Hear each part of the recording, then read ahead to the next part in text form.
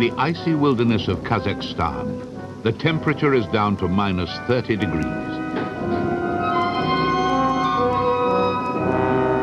Despite the harsh conditions, in 2 days' time, this rocket will blast off exactly on schedule.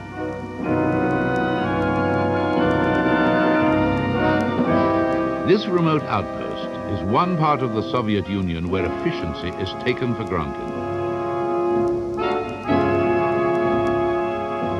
The space program remains one of the last symbols of virility for a country beset by technological stagnation and economic collapse.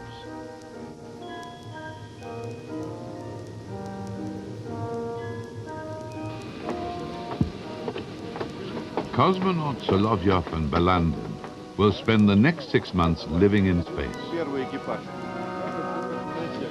Their mission will be the latest chapter in a long tradition of space adventure.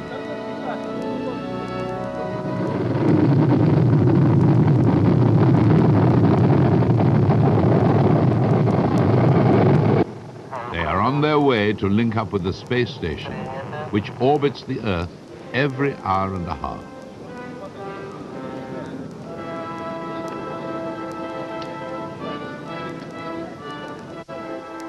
Receiving spaceships carrying relief crews or visiting cosmonauts has become part of the routine operation of Soviet space travel. There's even an unmanned craft which delivers groceries and fuel every couple of months. Cosmonauts have logged more than 7,000 days in space. That's more than all the other nations of the world put together. It's a colossal achievement for such a technologically backward country. In the past, their space program has been used as propaganda, so the story behind its evolution has remained hidden.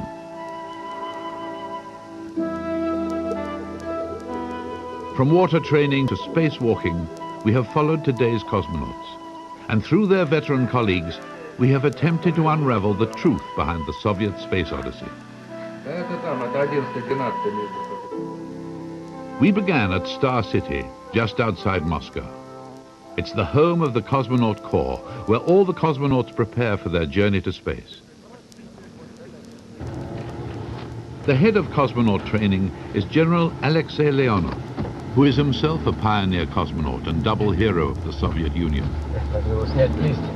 He likes to pull G in his Mercedes. The people of our Star City, 3,500 people. We began the construction of this Star City in 1960. 30 years before, at this place was a potatoes field. Now you see building for training facilities, orbital station, and the Soyuz spacecraft. This is a cosmonaut living area. The cosmonaut study and the laboratory and the space planetarium. Water training facilities. Water training facilities. This is building for big centrifuge. I test 14G myself. I have many regimes, especially when I preparing for moon expedition. In the Soviet Union, there is a deep-rooted passion for space exploration. But how did this vast space empire begin? What was the driving force? Leonov witnessed the origins of its spectacular success. He was the first man to walk in space. Before him was the first woman in space, Valentina Tereshkova. The first man in space, Yuri Gagarin. The first animal to orbit the Earth, Laika. And the first satellite, Sputnik. The string of firsts shocked the world. They were portrayed as a triumph of the communist system, yet they were the direct result of the energy and vision of one man. Among his secret circle of rocket engineers, he was a legend, but officially, he did not exist.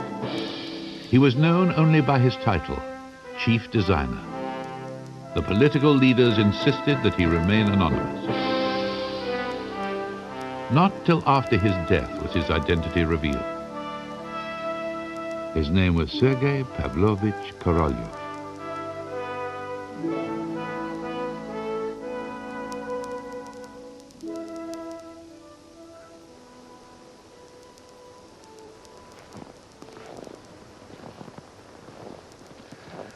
The story of Korolev's life is the story of the foundation of the Soviet space program.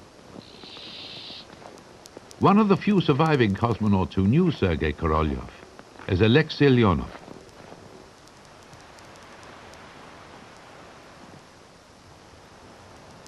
Back in 1960, when the new cosmonaut recruits began training, even they were intrigued by the mystery surrounding the chief designer.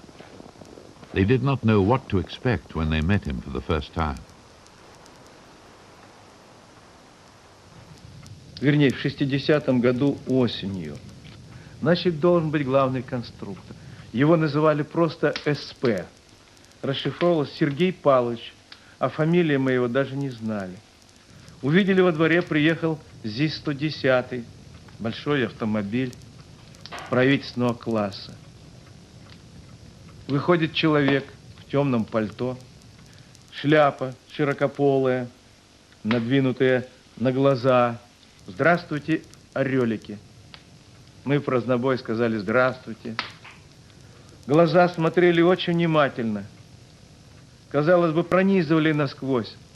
Мы сразу поняли, что не зря Сергей Павлович главный конструктор, но и видели в нем еще и очень требовательного человека, требовательного отца. Вот с первого взгляда мы решили, что это наш отец.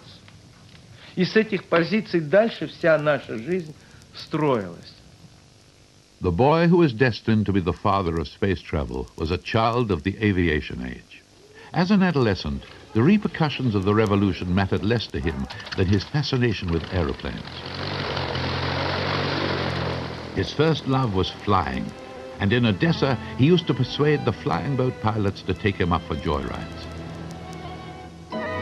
Not content with flying planes, he wanted to design them too. He built and flew his own glider when he was 19 years old.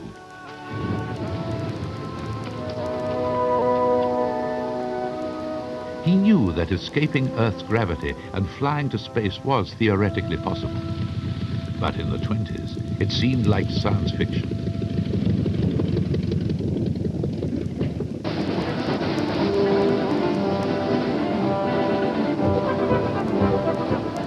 In 1926, Korolev went to Moscow to study aircraft design. But he dreamed of designing spacecraft which could travel at speeds of 20,000 miles per hour and go into Earth orbit.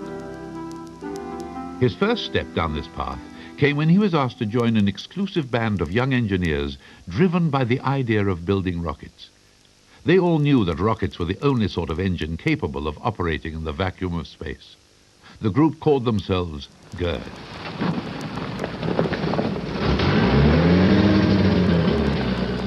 They fired their first rockets 20 miles from Moscow, in the heart of what is now the Nakarbino military base.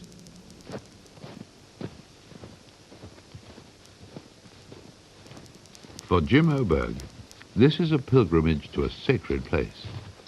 Oberg is a NASA mission controller from Houston. He has spent the last 20 years investigating the history of the Soviet space program. He was one of the first in the West to publish episodes of Korolev's life that were missing from the official Soviet histories.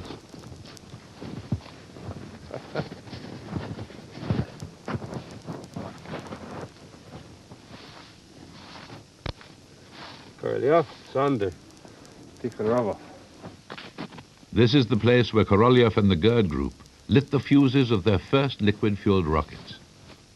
Here the seeds of today's space program were sown.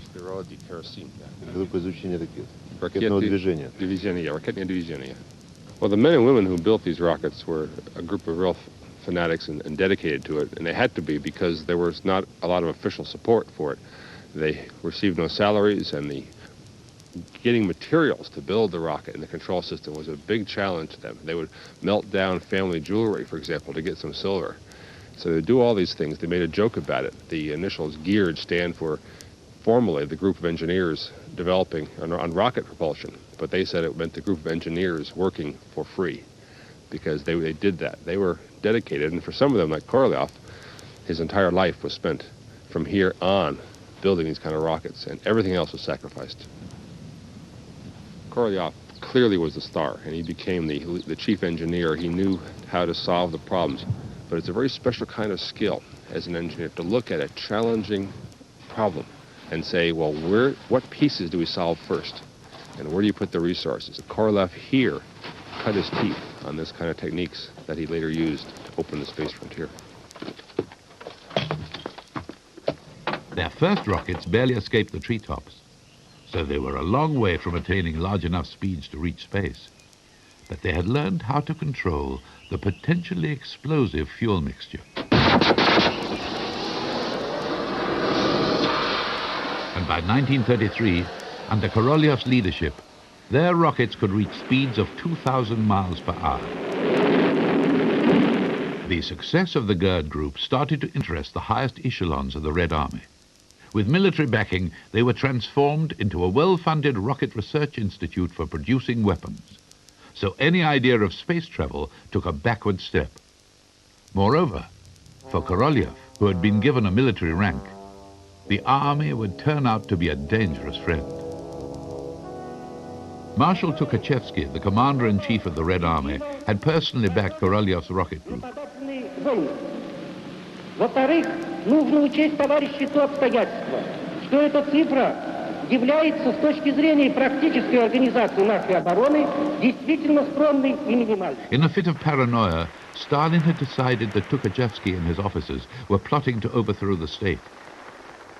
Tukhachevsky was shot, and Stalin ordered the systematic annihilation of anyone else under suspicion. Many innocent officers faced show trials. Half the entire officer corps was executed. Koroliev and his family would become a target.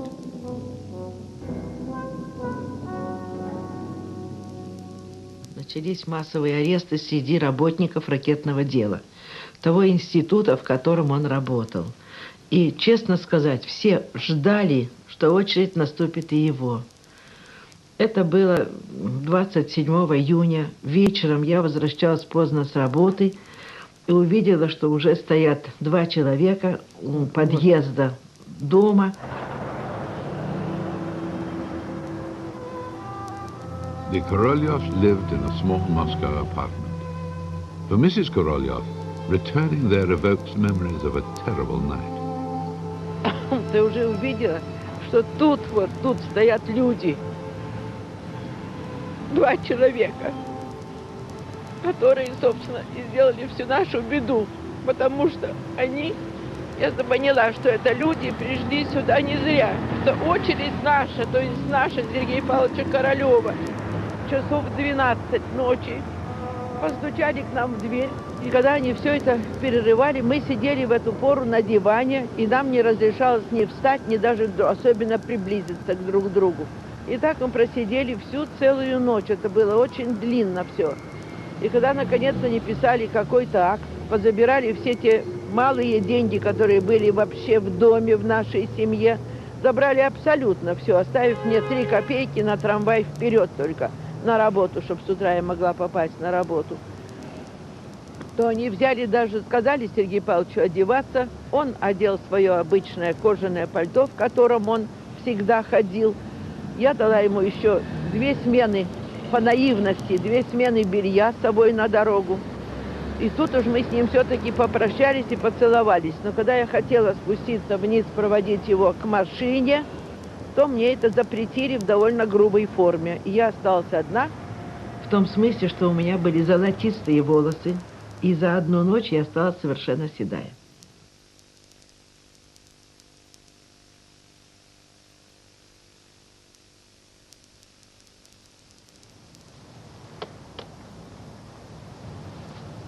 Yaroslav Golovanov, Korolyev's biographer, is only now able to talk openly about this disastrous chapter of Korolyev's life. Until recently, His epic biography could not leave his study. The truth of how Soviet rocketry was set back years was too painful for the censors to contemplate. All official accounts skip the next decade of Korolyov's life. Относился он к этому так, как относились тогда, к сожалению, все наши люди. Ему казалось, что во всем разберутся, что это ошибка. И тогда, когда через месяц после ареста он был приговорен к 10 годам лагерей, он был совершенно в разбитом состоянии, в ужасном состоянии. Вот. Тяжелейше переживал. И инкриминировалось ему то, что якобы он делал по заданию троцкистов, он делал все от него зависящее для того, чтобы сорвать разработки оборонной техники для Красной Армии. Вот. 18 пунктов обвинительного заключения, в котором нет ни одного слова правды, ни одного нет. Он все на них отвечал, ну, вплоть до того, что там, например, говорилось, что он сжег свой ракетоплан, а в это время ракетоплан просто стоял во дворе института. Можно было поехать и на него посмотреть. Denounced as an enemy of the state, Korolyov was sent to the infamous Kolyma gold mines on the far eastern coast in 1938. Few survived the hardships of the 10-month winters.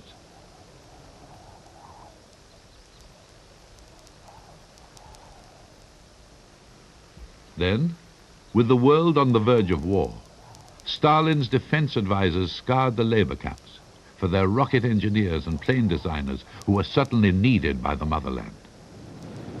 Korolyov was ordered back to Moscow, where he was put to work on the war effort. He remained under house arrest. Что при всем том пережитом, что пережили эти люди, когда они, наконец, попали на работу, по-настоящему на работу, то они работали так, будто никогда им никто ничего плохого не сделал. Они творили, они там делали те конструкции самолетов разных марок и для разных целей, которые были нужны тогда нашей Родине. Совершенно никто из них не чувствовал никакой обиды, никакого оскорбления, и старались они и работали как могли, не за страх, а просто за совесть. Это, я считаю, свойство нашего человека и нашего именно советского человека. Korolyov was sidetracked into designing rocket planes.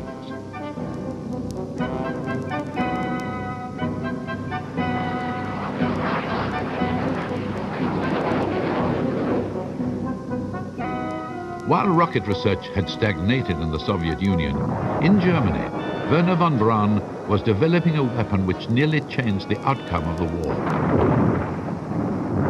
The V-2 rocket, which was used to bomb London, was almost powerful enough to reach space. After the American invasion, enough spare parts to make 100 rockets were shipped to the United States, along with the most important designers. Von Braun, the man with his arm in plaster, was the prime catch. He would eventually become Korolyov's rival at NASA. They always wanted to meet, but never did. Before leaving, the Americans destroyed the remnants of the rocket factories. By the time the Soviet army arrived, all that was left was a few rocket parts, some technicians, and a rocket guidance expert. With this inauspicious start, Korolyov was dispatched to Berlin to salvage the pieces. Without the benefit of the German engineers, he had to build a copy of von Braun's rocket. Ну, я первый раз с ним встретился в Берлине, и он произвел на меня очень хорошее впечатление. Я бы сказал, что мне впервые встретился человек, который знал бы в тонкостях вообще ракетные дела.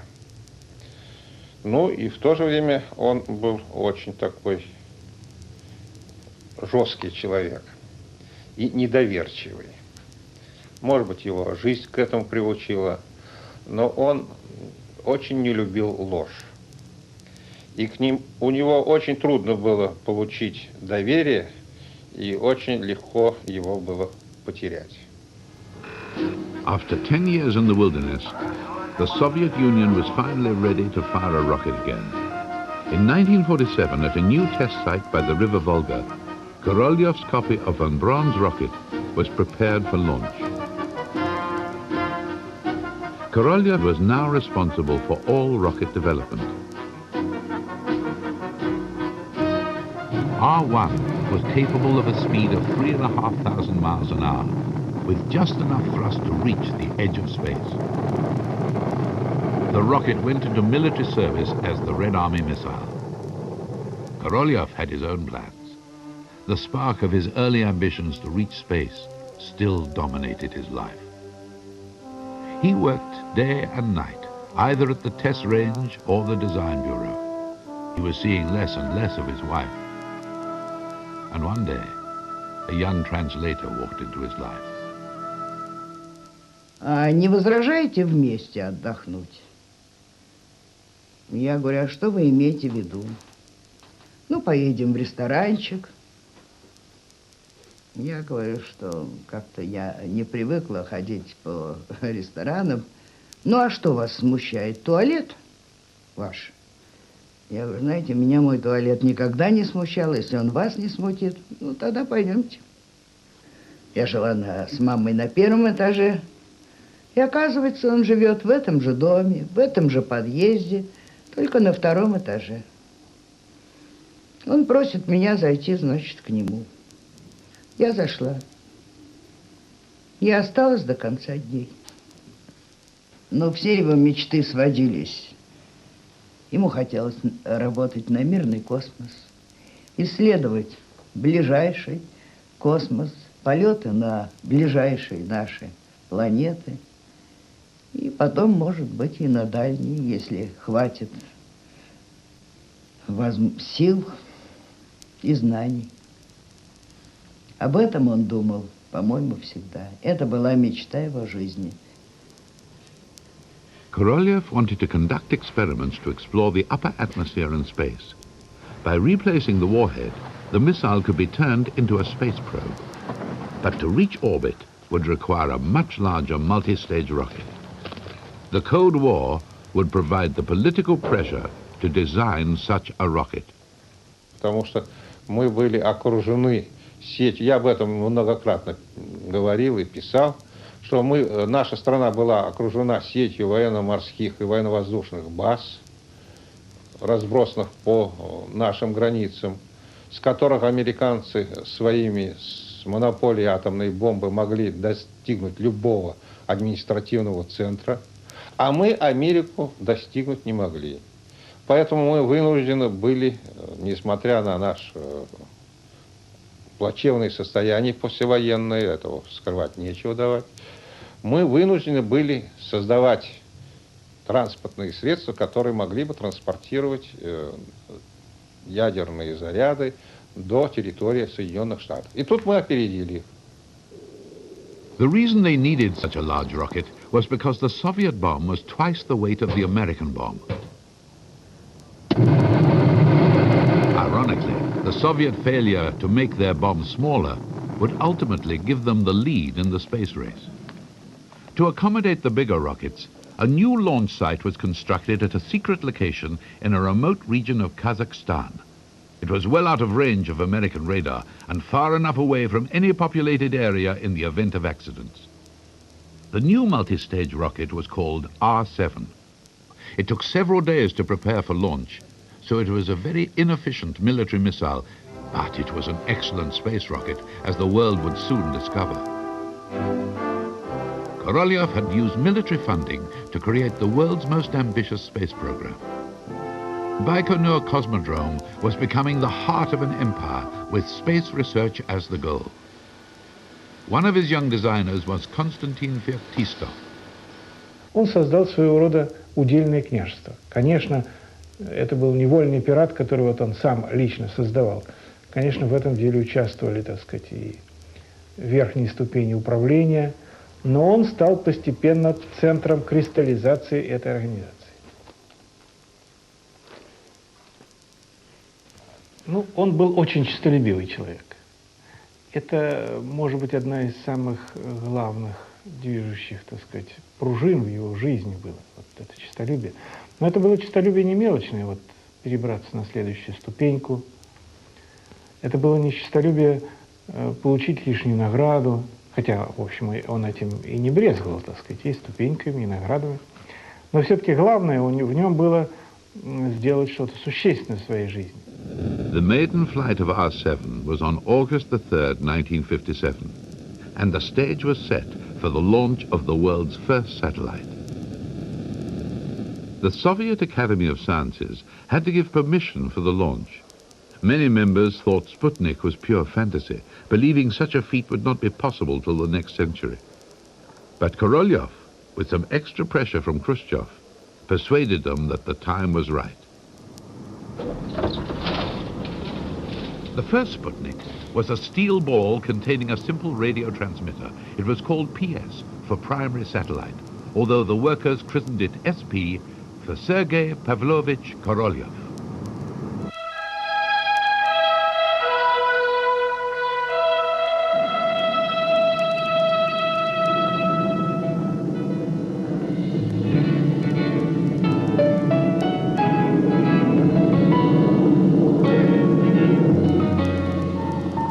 Sputnik circled the Earth 16 times a day for 90 days before it finally burned out.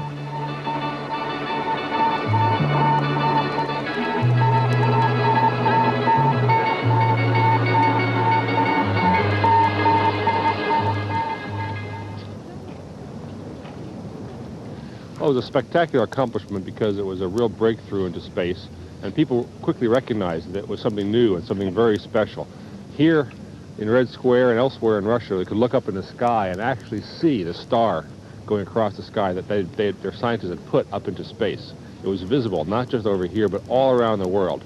The Soviets published schedules of when Sputnik was passing over New York, Amsterdam, London, Peking, and Little Rock.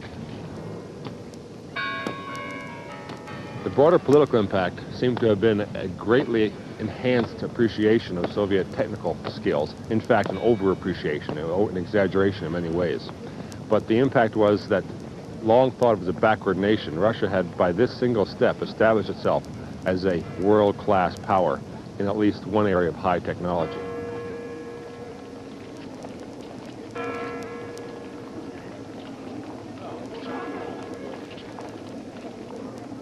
Значение, которое будет иметь запуск первого спутника, ну, мало кто понимал. Может быть, один из, кто наиболее хорошо понимал, это был Королев. На нас смотрели как на чудаков. Ну, пусть запустит какую-нибудь погремушку. Только после того, как запустили первый спутник и увидели, какой резонанс в мире произвел запуск этого спутника, тогда только и поняли политики, что это из своего поля зрения выпускать нельзя. Ну, какое-то время спустя нам в нашу страну пришел запрос из Нобелевского комитета, кого мы хотим представить к Нобелевской премии за вот эту работу. Сергей Павлович пришел, об этом мне рассказал. И как ты думаешь, говорит, что они ответили? Наше, так сказать, руководство. А кто именно? Хрущев Никита Сергеевич. Весь советский народ. Всем советским людям особенно приятно, что коллективы научно-исследовательских институтов, конструкторских бюро, заводов и исполнительных организаций, создавшие новую ракету, посвящает этот пуск 21-му съезду Коммунистической партии Советского Союза. Khrushchev's decision to hide Korolyev's identity meant there was no Nobel Prize for Sputnik. И после запуска первого спутника нас Королев отправил отдыхать. Практически не использовали отпуск в течение 8-10 лет. Прошла неделя, как нам пришла телеграмма от Королева: немедленно возвращайтесь, так как получили задание на запуск от Хрущева на запуск второго спутника. He was asked by Khrushchev, can you do something else by next month for the Revolution Day parade? And you'll have the entire resources of the country at your disposal for it. Well, Korolev naturally said, of course he could. He could do a bigger satellite, and he suggested we could put a dog in it. We can put a living thing in it. Well, this, of course, Khrushchev loved the idea, so they went ahead and they built this. They took the basic Sputnik electronics and here, the backup system, additional controls here, and hooked down to it a canister down here. And in this canister, they put the dog, Laika. Laika's fate would be to orbit the Earth for 6 days. After that, her oxygen would run out. Korolev wanted to test the effect of weightlessness and radiation on a living creature. Laika was chosen for her good temper.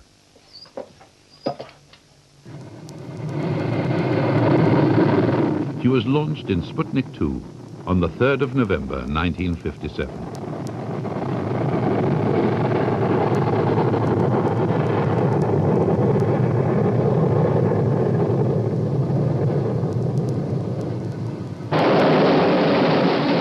The USA's rocket tests were not doing so well.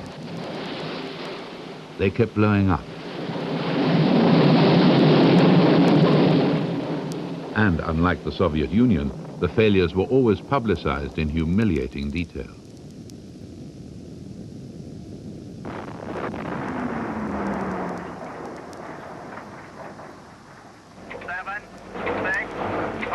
The United States is ready to try and place its first Earth satellite into orbit. And there is a sudden tremendous burst of flame. We can see the Jupiter C missile. Khrushchev had already ridiculed the first American satellite, describing it as a mere grapefruit. NASA's rocket chief von Braun had some catching up to do. Let's not forget that our payload is only a fraction of what Sputnik 1 was, and a small fraction of Sputnik 2's 1,100 pounds payload weight in orbit. So, again, I can only repeat what I said before. We are competing only in spirit with Sputnik 2 so far, not in hardware yet. Sputnik 3 was an even greater shock to NASA. It weighed in at 1.5 tons. But Korolev's next challenge to the West was his masterpiece. He called it Vostok, which means the East. Работу по Востоку мы начали в 1958 году. И вот это очень любопытная книга. Это первый наш отчет, в котором мы рассматривали проблемы осуществления первого полета человека в космос. Мы ставили задачу о том, чтобы создать корабль, который позволил бы вывести человека, это Земля, вывести человека на орбиту, совершить полет в течение времени до 10 суток, а затем спуститься на Землю. Посадка предусматривалась на парашютах. На высоте 7 километров катапультировался космонавт, приземлялся на парашюте, а затем вводился парашют спускаемого аппарата, корабля, и он приземлялся тоже на Землю отдельно. Вот такие картинки пока мы рисовали для себя, чтобы показать, что этого пространства достаточно, чтобы выйти из кресла и как-то двигаться внутри аппарата с тем, чтобы, в общем, почувствовать себя свободно в невесомости. Korolev had always fantasized about flying to space himself, but he knew this was one dream that could never come true. A selection group was set up to find suitable volunteers. The lucky recruits would be codenamed Little Eagles. Вот. Он говорил Карпову, который выбирал космонавтов, он говорил: найдите мне такого парня, который бы не сдрейфил, который бы не испугался. Вот. Какие конкретные черты, так сказать, я думаю, что Королев об этом не задумывался. Вот. Другое дело, что получилось так, что он ставил только одно условие, чтобы это был человек небольшого роста, чтобы он сел в корабль, и относительно легкий, там, до 75 килограммов. Вот. Это нужно ему было чисто технически. О характере он не думал, я думаю. No one knew what special qualities would be needed in space, but the Soviet Air Force, like their American counterparts, thought their fighter pilots had the right stuff.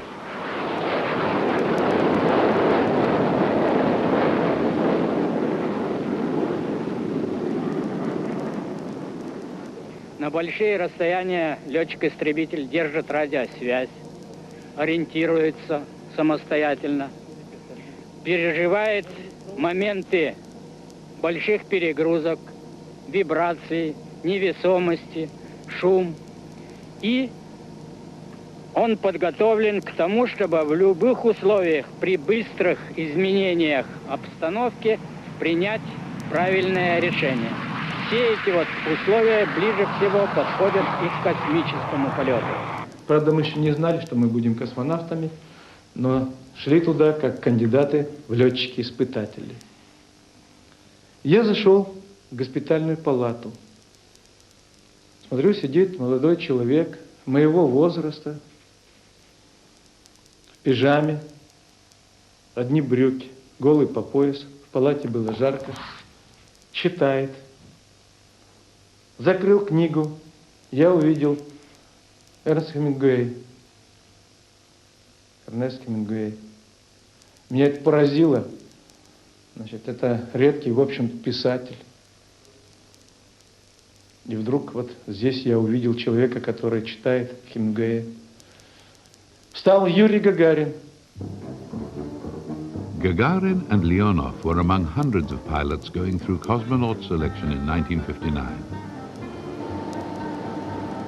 They were put through the worst imaginable excesses of space travel. Many were injured. Some died.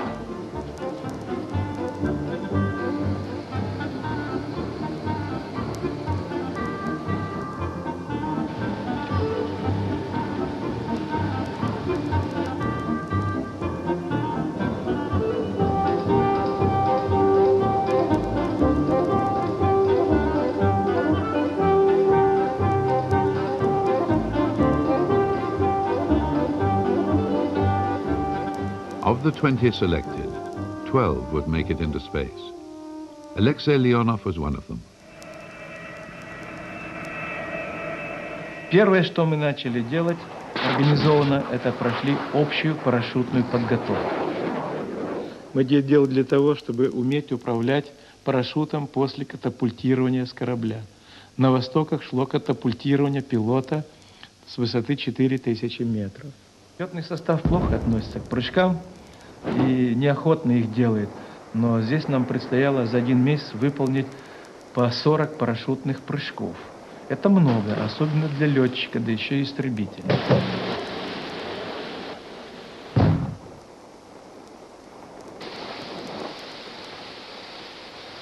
It was not until after a year of training that the future cosmonauts were allowed to meet the elusive chief designer. Each was keen to catch his eye. Здравствуйте, орелики. Затем развернул большой лист бумаги и начал говорить с каждым по алфавиту. А. Аникеев, Б. Быковский, В. Волынов, Г. Гагарин. Он на него посмотрел, и глаза у него засияли добротой. И он начал спрашивать Юрия Гагарина обо всем, о родителях, где, откуда он. Было видно, что Юрий Гагарин понравился Сергею Павловичу Королеву.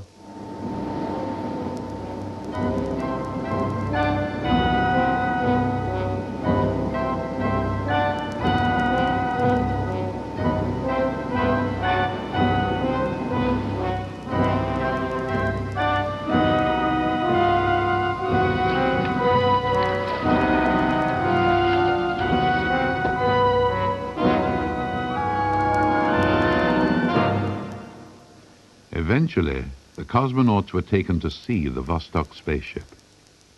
Первый раз, когда мы его увидели в цехах сборки, по приглашению Сергея Павловича Королева прибыли в цех. Он на нас произвел впечатление большими размерами и целый ряд шариков. На меня произвел впечатление не сам корабль, а его исполнение. Он был необыкновенно серебристый. Это был самый серебряный корабль из всех кораблей, которые когда-либо мы делали и запускали в космос. The capsule sat on top of a service module. The little round tanks contained oxygen for the mission. It was attached by a kind of luggage strap, which released when the silver ball was ready to return to Earth. Vostok was a fully automatic spaceship. The pilots would have little to do.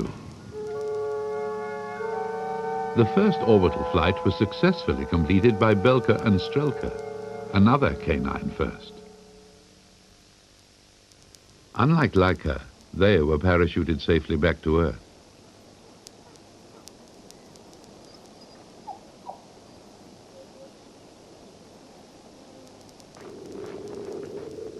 Before a man with guts was allowed inside Vostok, another flight was successfully completed by a mannequin. These unmanned test flights highlighted the growing unease among the ex-fighter pilots who did not like the idea of being human cannonballs. In the beginning of both the American and the Soviet program, this issue of, is the person an experimental specimen or is he part of flying the ship? That was a major issue. What concerned the doctors very much was that the human beings in here, unlike the animals that could make the flight and come back, a person could think about where they were. They could realize they were in space at 5 miles a second, above the atmosphere, facing fiery re-entry, and isolated. These kinds of thoughts could drive even the sanest person to mindless terror. You can imagine a person in here panicking and just thrashing around, hitting the controls and totally ruining the flight and not coming back at all. There was this massive debate how much control they should be allowed. At first, they said, well, we'll put a lock on the control system, and we'll put a combination on it, and we'll radio you the combination if you need it. Well, Korolev realized right away the radio would be the first thing to break, and they're out of touch for hours on end, so they did away with that. The cosmonauts wanted to be given the combination, maybe write it down on their hand or something, before the flight. Doctors didn't want to do that because that was too obvious. So they came to a compromise. They said, well, write the combination down on a piece of paper. You can put it in your flight suit or tape it to the wall. And only if you need it, then you can open the combination, look at it, punch in right here, like 145 for Gagarin, would activate the manual system to override the automatic system, allow him to use the hand controllers over there, and even fire the braking rocket manually. In March 1961, the cosmonauts were taken down to Baikonur to see the rocket, 3 weeks before one of them would be launched into space. А руководители боялись вообще негативных результатов запуска. Потому что неудача с запуском человека в космос, она не утаишь от общественного мнения. И всякая неудача, она была связана и с положением этих руководителей. Поэтому они требовали определенных гарантий. Ну и Королев сказал, в конце концов, я гарантирую. Он вынужден был, так сказать. Хотя понимал, что существует определенный риск и немалый вообще в проведении этого эксперимента. Решиться на такой сложный эксперимент, связанный с жизнью человека, мог в то время только Королев. A few days before the launch, Korolev took the cosmonauts down to the Black Sea for some rest and relaxation. Gagarin, who had long been the favorite, was confirmed as the first man to be launched.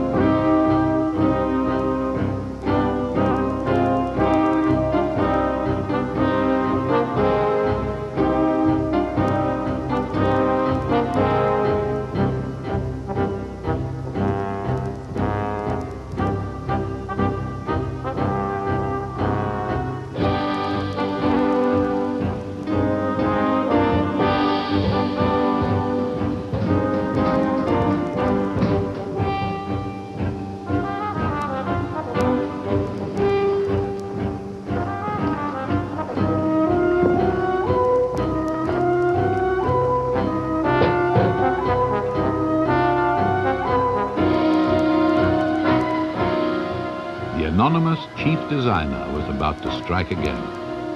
10 months before the Americans were ready to launch their first man into orbit. Кедр, я заря-1, зажигание. Понял, дается зажигание.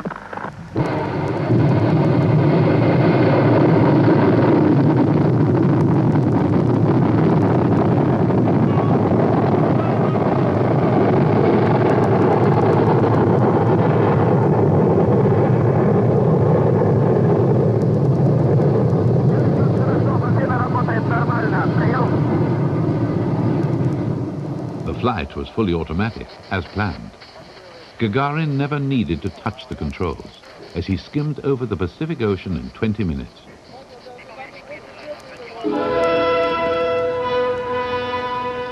Korolyov's gamble had paid off. Once again he had made history. But while the chief designer remained unknown, Gagarin had become the most famous person in the world. He had landed safely a few miles away with his own parachute. Well, a few days after the flight, someone realized that to file for an international flight record one requirement was the pilot had to actually take off and land in a ship. And Gagarin obviously had not. And because that was a technicality that might interfere with the world record, they decided the easy way out was just to lie about it. At the press conference, Gagarin was sitting at the table. He was instructed by his handler to say that if he was asked about landing, he landed in his ship. That was the official line. It stayed that way for about a quarter of a century, until just recently. Найден, каким он парнем был, как поля родные он любил. По степной дали первый старт земли был признанием ей в любви. Он сказал, поехали, он взмахнул рукой.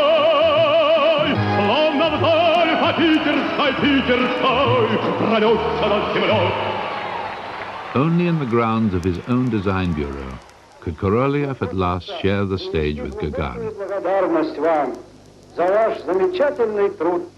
Я думаю, что еще не одна космическая дорожка начнется, заложенная вашим разумом и вашими золотыми руками.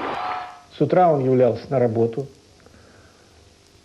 Утро начиналось, как обычно, с неприятностей. Ему докладывали, что кто-то там, двигатель очередной сгорел, а бак на испытаниях лопнул, а там механизм какой-то развалился.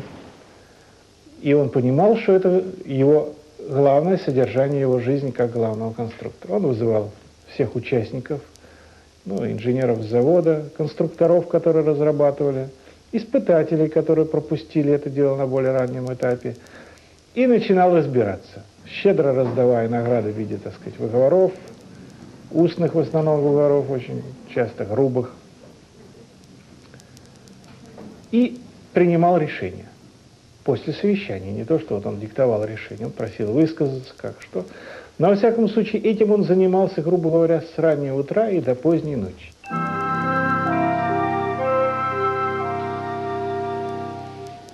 By the summer of '63, Korolyov's cosmonauts had flown 4 times. Khrushchev was hungry for another space first. Korolev came up with an idea which would shock the cosmonaut corps and satisfy Khrushchev's thirst for publicity. Ну, во-первых, идея послать в космос женщину. Я это твердо знаю, что эта идея была Сергея Павловича. Что ему хотелось этим доказать? Что любой человек, женщина или мужчина, физически крепкий, здоровый, с нормальным, так сказать, вестибулярным аппаратом, смелый, отважный, скажем. Не каждый ведь решится лететь. 4 women were selected for training.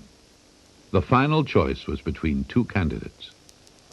Вот. В конце концов, этот спор в какой-то степени помог решить Никита Сергеевич Хрущев, который посмотрел фотографии этих девушек, познакомился с их биографией.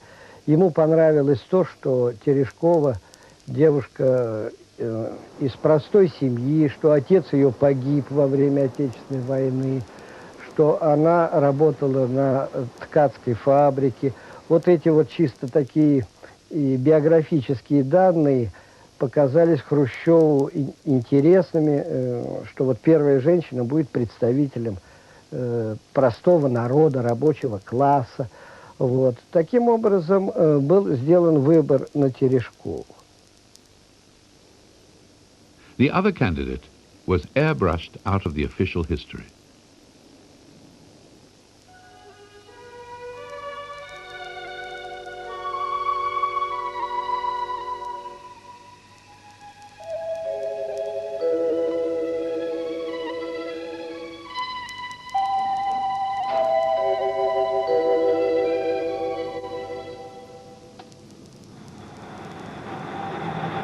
During the training period, Tereshkova had to invent a cover story. Even her mother was not allowed to know where she was or what she was doing.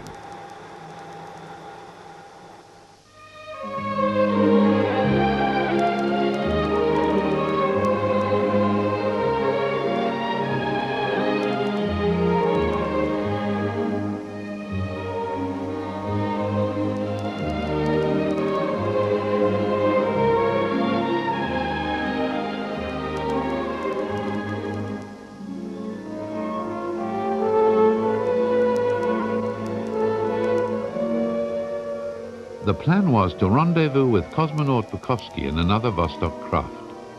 They flew around the Earth only a few miles apart. By the time her mission was over, she had logged more hours of spaceflight than all the American astronauts put together.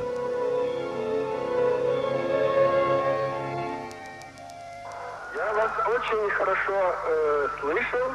Со мной рядом находится товарищ Брежнев. Although Tereshkova's mission was a great political triumph, privately, Korolev was not pleased with her performance in flight. She did not complete all her experiments. Apparently, she'd fallen asleep so deeply, the doctors feared she'd become unconscious. Я знаю, что он говорил. Он сказал: запомни, детонька, как он меня называл, бабам в космосе делать нечего. Он нехорошо сказал, надо было сказать женщинам. Но он мне так сказал, так и я вам говорю. Glory to our seagull, Valentina Tereshkova, the first woman in the world to go out into space.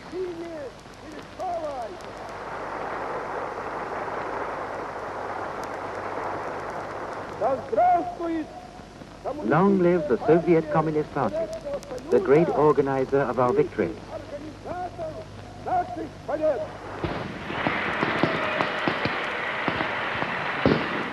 Korolev always looked after his cosmonauts and was happy to promote their achievements. While they were rewarded with fame, he remained the chief designer, a faceless figurehead. Мне кажется, что он тяготился этим. Во всяком случае, после полета первых космонавтов, которые стали всемирными героями, он как-то чувствовал какую-то несправедливость от того, что он находится в тени. Правда, он говорил своим друзьям, что, может быть, это и к лучшему, что таким образом он освобожден от всяких официальных встреч, от интервью, от журналистов. Но я не очень в это верю, поскольку это был довольно честолюбивый человек, и ему, конечно, хотелось разделить славу, вполне, кстати говоря, заслуженную.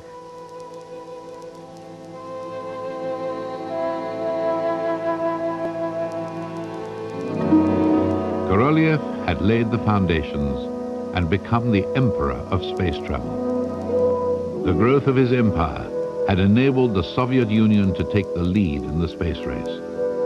But a new race was about to begin. The race to the moon, which would make the empire tremble.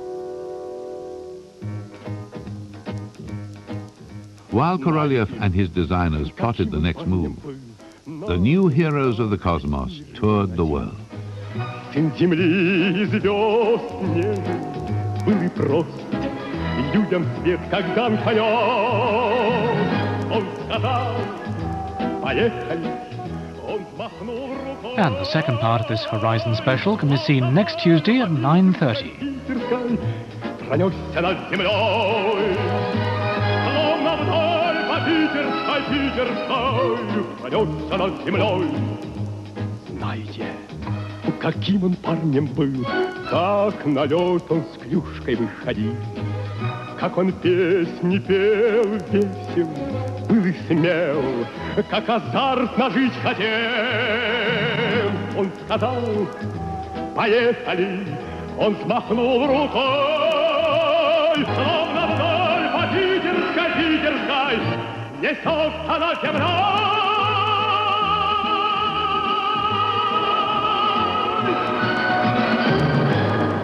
I believe that this nation should commit itself to achieving the goal, before this decade is out, of landing a man on the moon and returning him safely to the Earth. No single space project in this period will be more impressive to mankind or more important for the long-range exploration of space, and none will be so difficult or expensive to accomplish. When President Kennedy laid down this challenge, the Soviet Union already had secret plans to land a man on the moon. They spent billions of rubles on the race. Yet for over 2 decades, they pretended their program did not exist. It is the biggest cover-up in the history of space travel.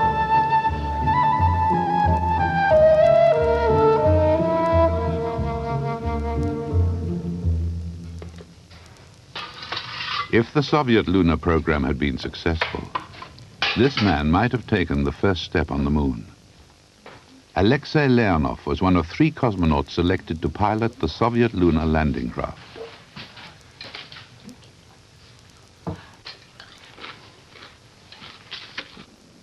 There were a total of 9 cosmonauts in the program. Some, like Leonov, were training to land on the moon. Others were preparing to fly round it. They were not allowed to discuss these plans outside their closed circle. Until recently, it has remained a forbidden subject. So, could you tell us what the lunar lander looked like, please?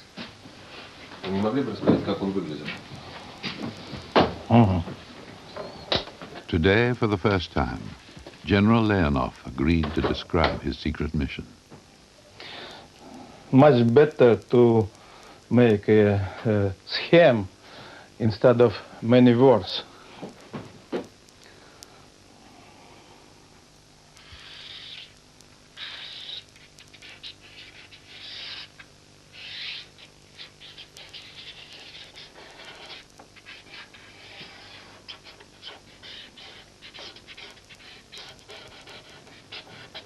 Is it similar to the American lander?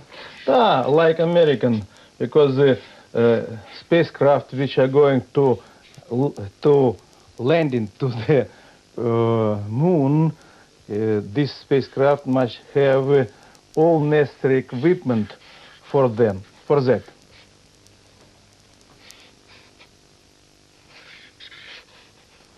And the antenna,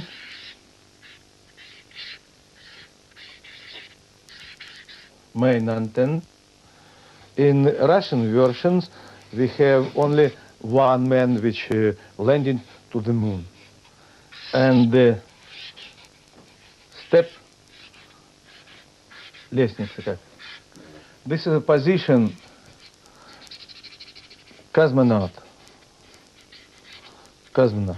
He can see through this window and select place for landing on the moon. He had about 25 seconds for selecting. In 1959, the Soviet Union established an early lead in the race by launching several unmanned rockets towards the moon. They successfully crash-landed an object on its surface and then flew another probe behind the moon. It sent back pictures of the far side, which had never been seen before.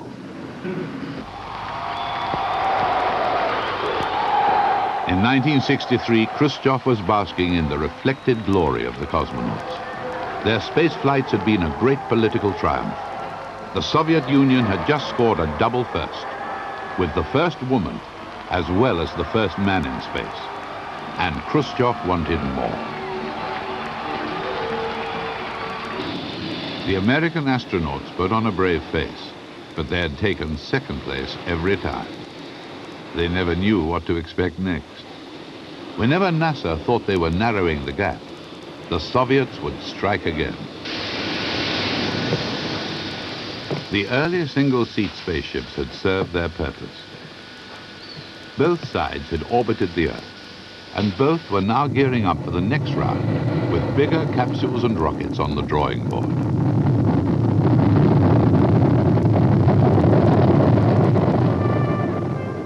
Korolev, the chief designer behind the Soviet space program, was developing his strategy to put a man on the moon. A new giant rocket would have to be built, big enough to carry a lander and command module to the moon. Korolev would have to fight great battles over the design of this rocket and what fuel it should use.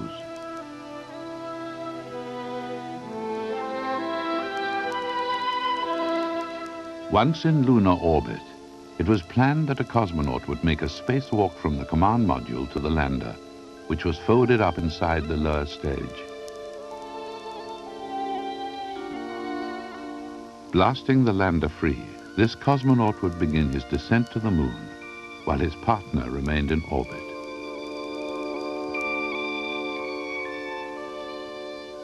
The Soviets knew it would be safer to land 2 men, as the Americans were planning to do. But the Soviet rocket would not be able to carry the extra weight.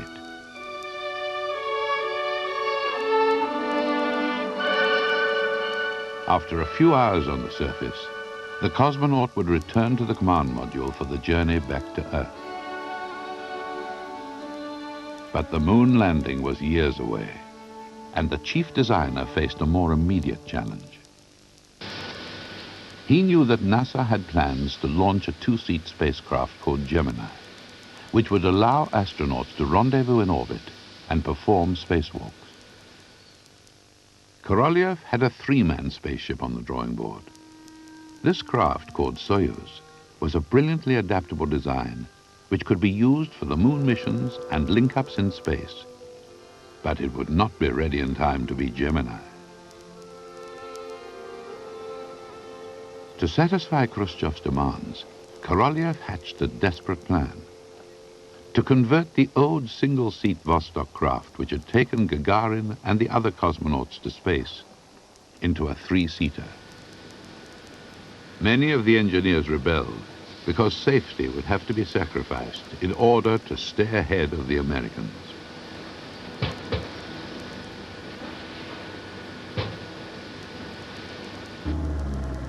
Konstantin Feoktistov, one of Korolev's most talented designers, was at the center of this protest. He was also an outspoken critic of the moon program. Korolev's devious plan to rid himself of a troublemaker was a masterstroke.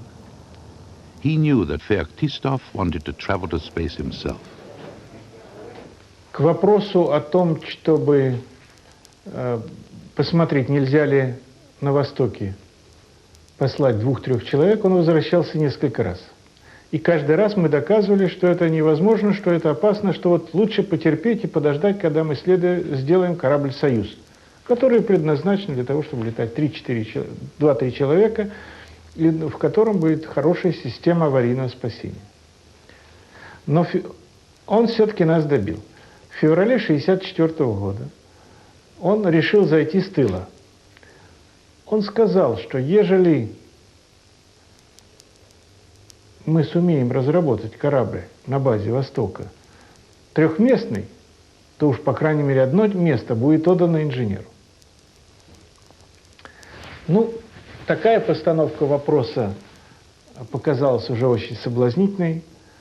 Буквально через несколько дней мы тут же уже ему предложили первые наброски и предложения. Он принял это дело. Мы выпустили где-то в конце марта уже, в начале апреля, основные исходные данные по этому кораблю, который потом стал называться «Восходом». To adapt the old Vostok, the ejection seat and control systems had to be removed.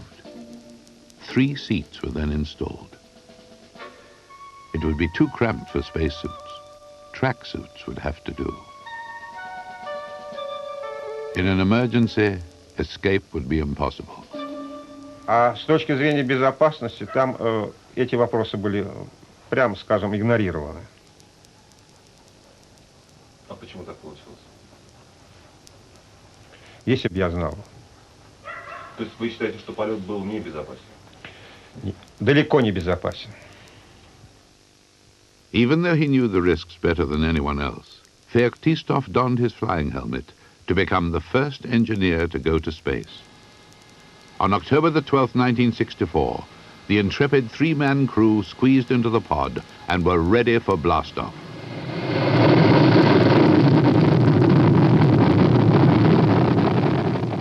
Потому что ракета, на которой мы летели, мощность ее струи — это примерно 10 миллионов лошадиных сил.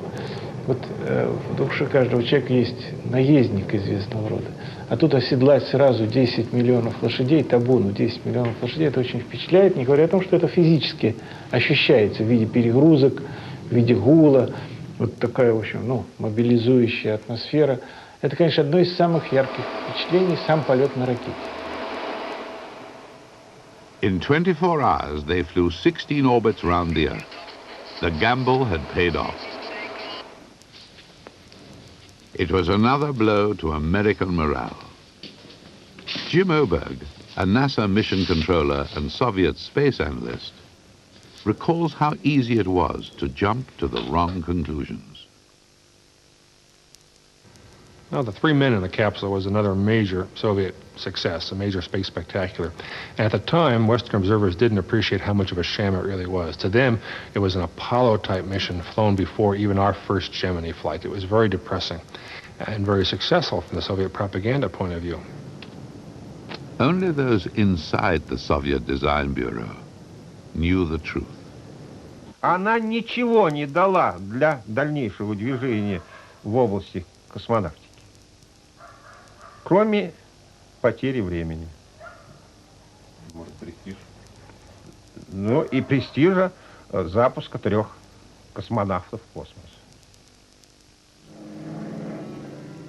On the day the 3 cosmonauts returned from space, Brezhnev ousted Khrushchev. This political change would have a profound effect on the future of the space program. Different design chiefs lobbied for power, and destructive arguments about the design of the moon rocket intensified.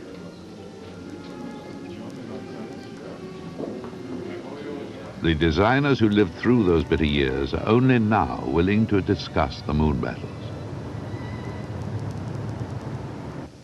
Korolyev's deputy, Vasily Mishin, would be destroyed by these rivalries.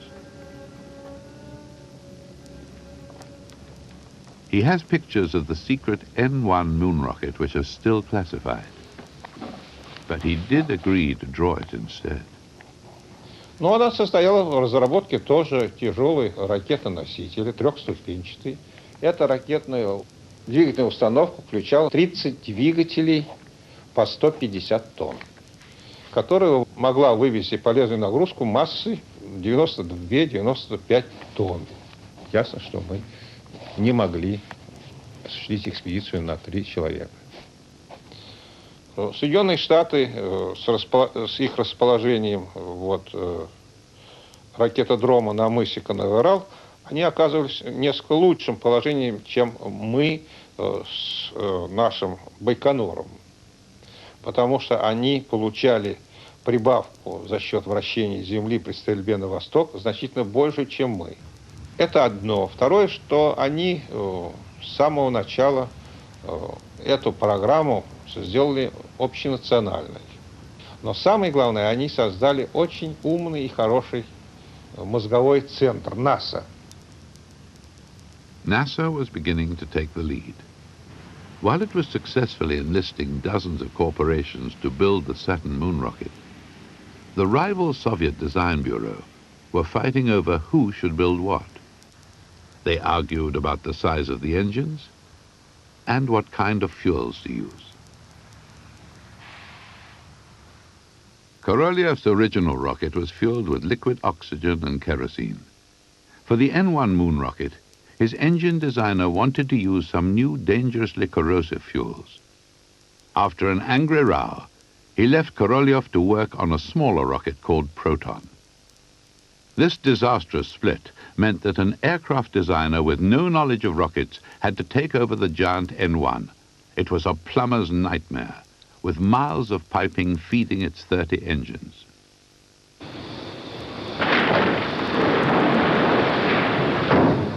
While the engineers set to work, the chief designer had another surprise up his sleeve. To get to the moon, they would need to develop a new technique, spacewalking. Korolev chose Alexei Leonov for the job. Обращаясь ко мне, одевай скафандр и попробуй, можно ли выполнить задачу, связанную с выходом человека в открытое космическое пространство. А перед этим он сказал знаменитые слова. Моряк, находящийся на борту океанского лайнера, должен уметь плавать в океане. Космонавт, находящийся на борту космического корабля, должен уметь плавать в открытом космосе. For the cosmonaut to leave the ship, they designed a flexible airlock which looked rather like a shower curtain. Voskhod 2 was similar to Voskhod 1, except it only had 2 seats in order to accommodate the spacesuits and to give the spacewalker enough room to maneuver into the airlock. Once inside, he would shut the inner hatch and open the outer. It was ingenious, but not easy to use, as Leonov would discover. Climbing in and out was a struggle. The success of the moon missions depended on being able to perform a spacewalk with a self-contained air supply. И вот когда я первый раз одел этот скафандр, то мне показалось, что дышать невозможно, двигаться невозможно. Много проблем надо было решить. И проблема шлюза, чтобы он был компактен и в то же время удобен. Проблема скафандра. Проблема системы жизнеобеспечения. 36 килограммов весит ранец. Давление 300 атмосфер. 300 атмосфер. Надо было им владеть, как обычно, вещевым мешком. Я понимал, что в космосе будет легко, но чтобы дойти до космоса, надо было выполнить большую работу на Земле. An aeroplane flown in a special arc created the effect of zero gravity and allowed Leonov to test the suit in weightless conditions. 18 марта на космодроме утро было снежное, необычное для Казахстана. Мы одели свои скафандры, подъехали к ракете.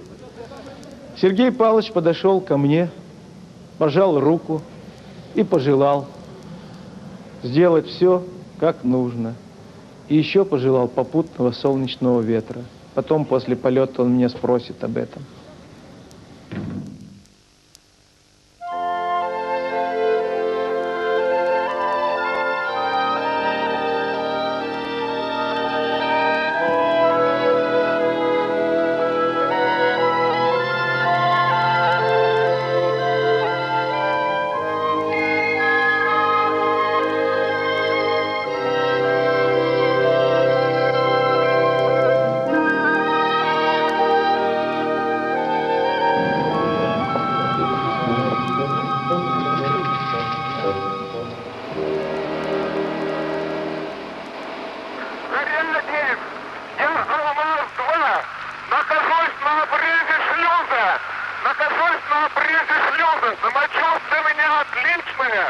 I opened the door, space door, and I saw sky, very black sky, many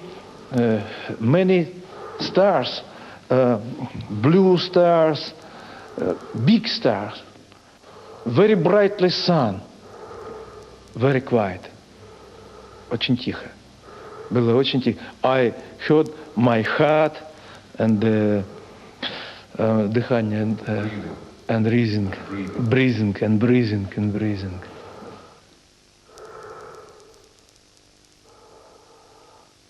Это было интересное состояние, которое я переживал. Раньше никогда я этого не чувствовал. Я свободно находился над земным шаром. Я видел, как земной шар торжественно вращался подо мной. И вдруг в этой тишине я услышал слова «Внимание, внимание!» Человек вышел в открытое космическое пространство. He floated in space for 10 minutes and would spend the next 12 trying to get back in. Сразу войти не удавалось. Скафандр деформировался, давление было приличное, я устал, и войти, как ногами учили, у меня не получалось. И тогда я с помощью этого крана, здесь кран, сбросил давление на несколько ниже, на 0,27 атмосферы, получил свободность определенную, легкость движения. Я вошел, но уже головой в шлюзовую камеру, руками протащив себя, руками держась за леера, протиснулся в шлюзовую камеру. Затем мне надо было развернуться в шлюзовой камере, чтобы идти ногами внутрь корабля. И вот это было очень трудно. Leonov was lucky to escape with his life. He very nearly ran out of air in his struggle to re-enter the airlock. And by releasing the pressure in his bloated spacesuit, he also risked an attack of the bends. The return to Earth was just as traumatic. The automatic navigation system failed. So with Yuri Gagarin talking them down, they had to land the craft manually. During re-entry, the aerials burned off. The crew had no way of communicating with mission control. In fact, they were 1,000 miles off course and had to be rescued from a forest.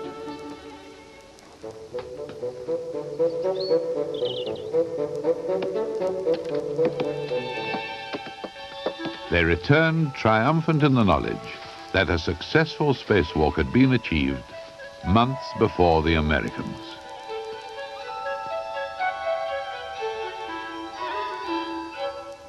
Korolev welcomed back another hero of the Soviet Union, knowing how crucial this latest triumph was to the moon program. By the mid-60s, the Soviet manned lunar program was well underway. Yet today in this Moscow museum, there's nothing to suggest the existence of their most ambitious space endeavor. Only the hardware from their successful unmanned lunar probes is on display. Before 1966, nobody knew what is the lunar surface like. Some scientists said that it is like stone. Some scientists said that it is very deep dust layer, maybe 3 meters. And we must design our aperture very good to all these surfaces. Georgy Grechko helped to design a bouncing probe capable of settling on any kind of lunar terrain. This big ball disappeared, and this small fall on the moon surface. Then these devices slowly go in this position, and because of these 4 fields motions, this device go strictly in the vertical direction, this axis, to send the signal to the Earth. And could you tell us what happened to the first pictures the probe sent back? Maybe it was not so good for us, but truth is truth, and гласность to гласность. we had in that time a very big bureaucratic system. And when we have the snaps from the moon surface in our bureau, we give it for some small boss. The small boss give it for not so big boss, and then to big boss, to biggest, and this way was very long. At Jodrell Bank in Manchester, Sir Bernard Lovell started picking up some strange signals on his radio telescope. Using a newspaper facsimile machine, he was able to decode the picture. And Mr. Lowell from Jodrell Bank had these photographs in his in Jodrell Bank, and kept it 1 hour, 2 hours, 3 hours, and then he decided to send our pictures to your newspapers. So the first pictures of the moon surface were published, not in Pravda, but in the Daily Express. Korolev never saw them. He died on the operating table at the age of 59. During his lifetime, he had been considered so important to the Soviet Union that officially he had never existed. Now that he was dead, he could receive the highest accolade, burial in the Kremlin wall.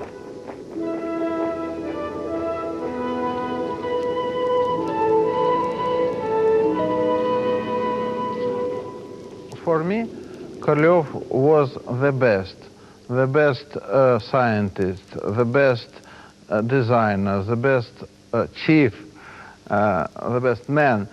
When he was a chef of this designer bureau, we always were ahead of our American colleagues. Korolev was genius. Of course, one genius is much better than 1,000, maybe like me. His successor would have to face some intractable problems. The battle lines between the rival rocket design groups were more entrenched than ever. The man who took over was Korolev's deputy, Vasily Mishin. He inherited a moon program that had lost years of development because of political infighting over the N-1 moon rocket. But at last, the long-awaited Soyuz spacecraft, another vital part of the moon project, was ready to fly. This spaceship would be used for all future manned missions. The man selected for the maiden flight was Vladimir Komarov, who had commanded the dangerous 3-man-in-a-pod mission. Конечно, это очень мой хороший товарищ был, которому я очень доверял. Ну, в общем, он имел не только образование летчика, он имел образование инженера. Естественным образом на него и выбрал, так сказать, пал выбор быть первым испытателем Союза.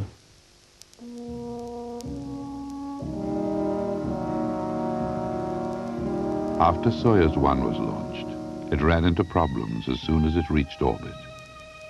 One of the solar panels did not unfold, so the ship's electricity supplies were too low.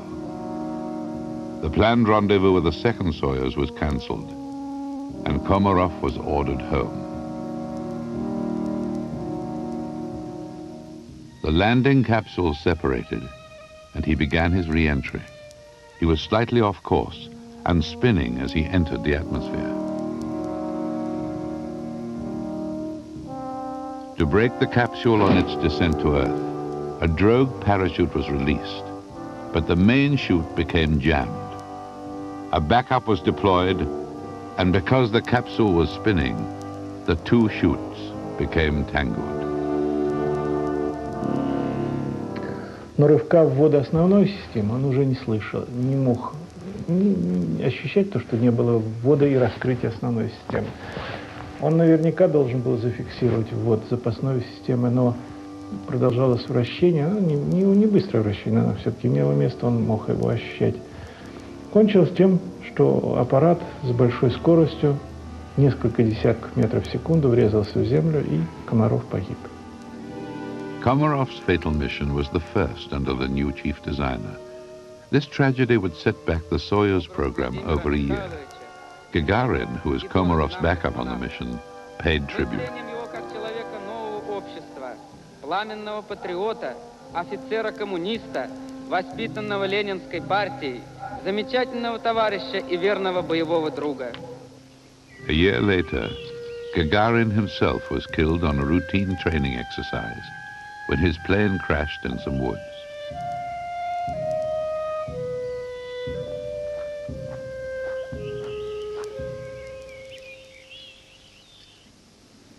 Leonov, who was an old friend of Gagarin, was asked to try to identify the shattered remains. В Москве есть молодежная гостиница «Юность». И вот на протяжении многих лет мы, Юрий Гагарин и я, ездили в эту гостиницу подстригаться. У нас в Звездном городке не было парикмахерской. И вот накануне, после рабочей недели, в субботу, мы с ним поехали. Юрий сидит, его стригут. И я внимательно смотрю, как преобразуется его голова. У него была очень красивая форма головы.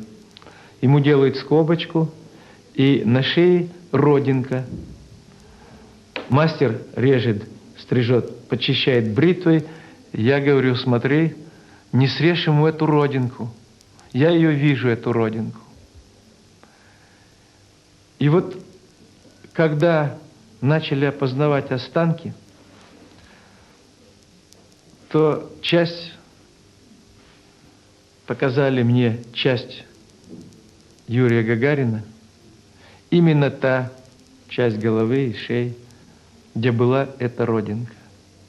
И если я до этого сомневался и не хотел верить, что Юрий погиб, то вот эта родинка, которую я видел накануне, как очень красивую точку, красивые формы, на молодом крепком теле, я ее увидел уже среди останков. Да, это родинка Юрия Гагарина. The Soviet space program was now reeling from the death of its patron saint Gagarin, its founding father Korolev, and one of its best cosmonauts, Komarov. The moon seemed further away than ever.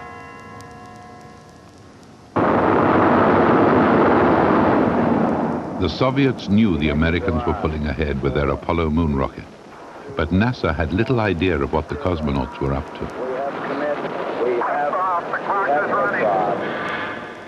Nikolai Rukavishnikov was training for a secret program which could steal back the lead.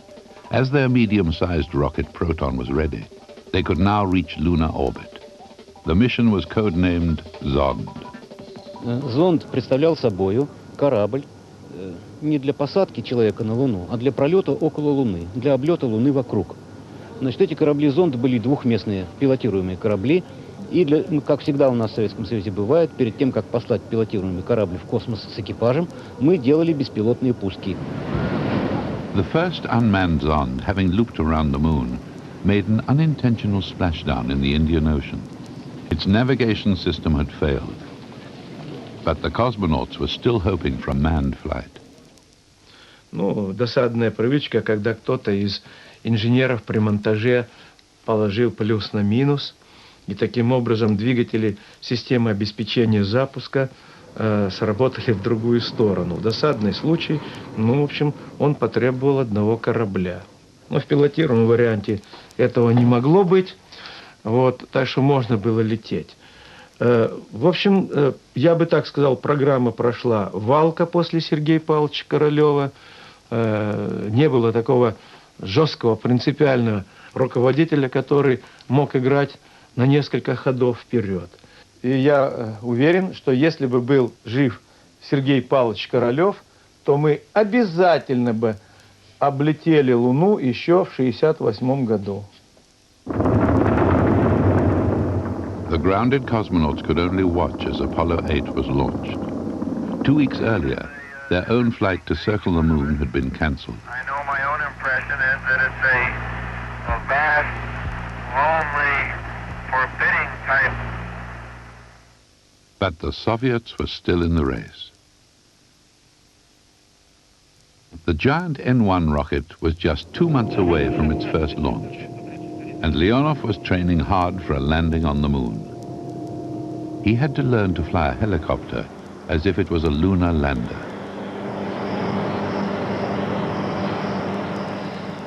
У меня есть даже 9 посадок с выключенным двигателем на этом вертолете, очень сложные.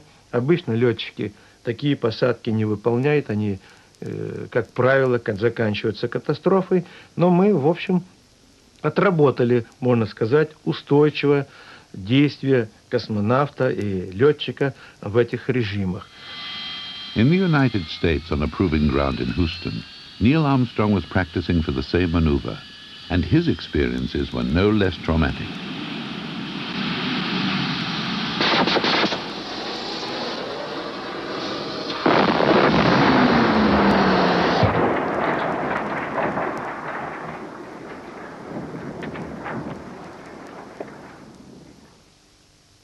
In February 1969, the N1 moon rocket had its maiden flight from this pad. 70 seconds after liftoff, it caught fire and blew up. 6 months later, on its second launch, it exploded again, this time totally destroying the launch pad. The Soviet engineers now realized they were unlikely to land a man on the moon before the Americans, so they accelerated their unmanned program. This probe, called Luna 15, was designed to bring back rock samples from the moon's surface. Apollo 11 was launched 3 days after Luna 15. The astronauts were racing a robot to the moon. Good. All engines, all sources show the second stage is burning perfectly. 2 minutes, 51 seconds into the mission. The Soviets had one more chance to get something to the moon first, ahead of Apollo.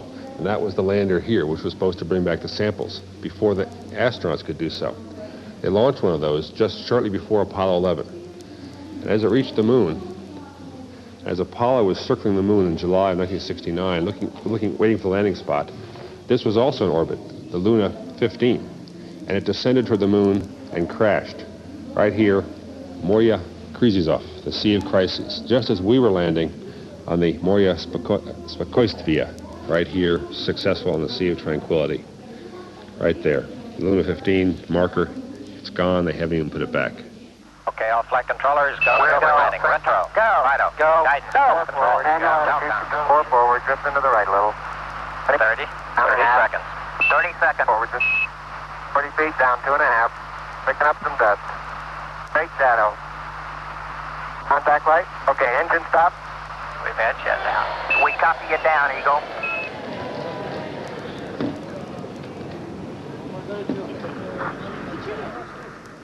It was greatest event in the world, I believe.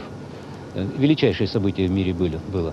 И мы, когда наблюдали по телевидению, как Армстронг ногою касался поверхности Луны, это было крайне интересно. Как раз телевизионная камера показывала, которая стояла на Аполлоне, на посадочном модуле, она показывала немножко лунный грунт, конец лестницы и ногу Нейла Армстронга, когда он касался Луны.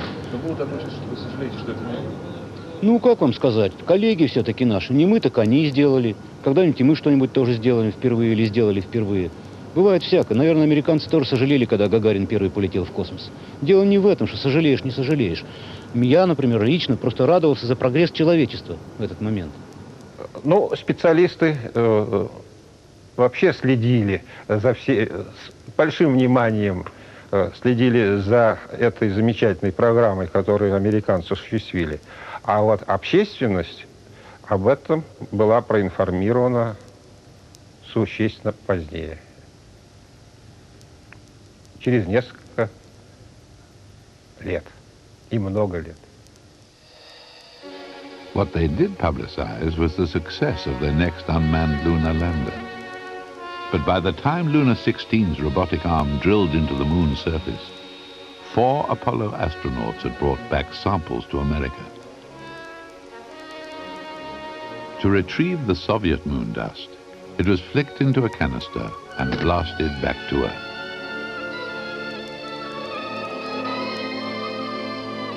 It was an ingenious mission which enabled the Soviet Union to collect moon rock, even if it was only a few ounces. The Apollo astronauts would collect several hundred pounds.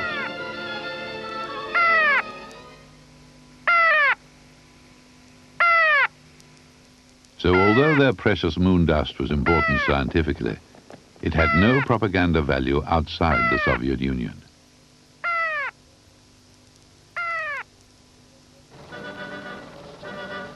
They were eager to prove they could explore the moon without man. Who needed cosmonauts anyway?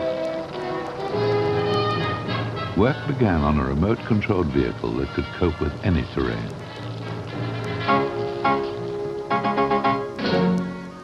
Looking like a Victorian perambulator, Lunacod would actually beat the American buggy to the moon. But the images from the later Apollo flights are the ones which stick. Who can forget the joyride of the century as the lunar buggy bounced over moon dunes? Oh, this is going to be some kind of different ride. Driving Lunacod was much less fun. It was controlled remotely from a lab in Moscow.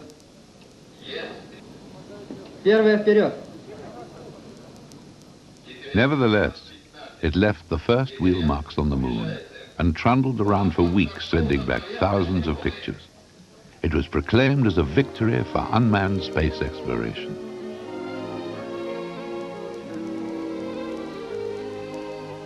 Но я представитель пилотируемого космоса, поэтому считаю, что лучше бы эти средства, которые мы потратили на беспилотный полет наших кораблей, на пилотируемый. By the end of the 60s, the only way forward for the manned program was to build space stations which could be used as a base for long-duration missions. This was the beginning of a new era in the grand plan. In the early days, they investigated the possibility of creating artificial gravity. They hoped to counteract the potentially damaging effects of living in the weightless conditions of space. Стрела летит не прямо, а по дуге.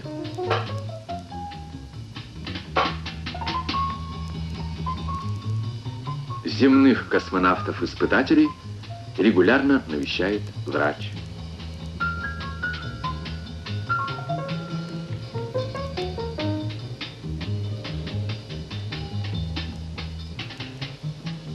Важно установить, как различные скорости вращения действуют на нервную систему человека. Здесь созданы условия для нормальной жизни, отдыха и работы человека.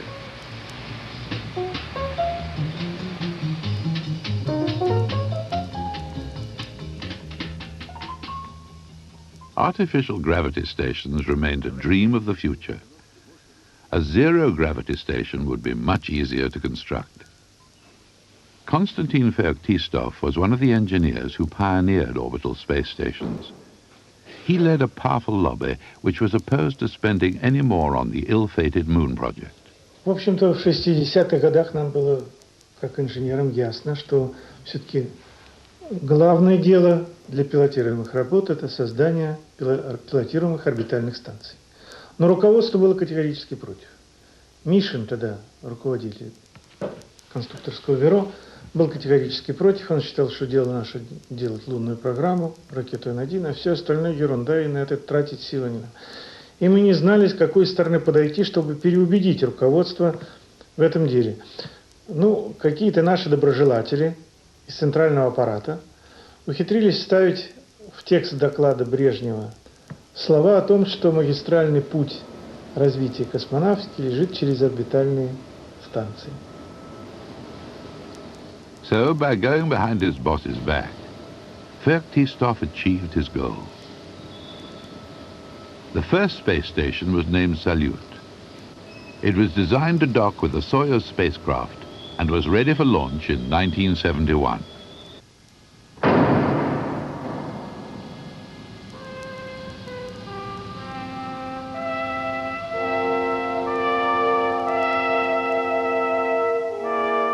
Dobrovolsky, Volkov and Poltsayev would be the first crew to try living in space aboard the new station.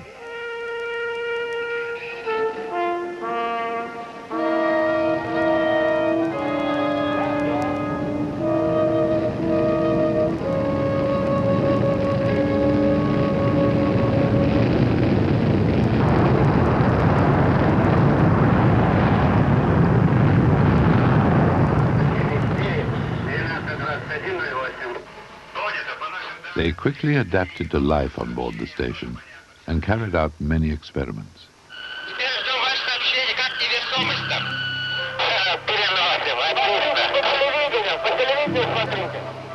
Every night for 3 weeks, they entertained 100 million Soviet television viewers with their reports from the strange, weightless world of Salyut.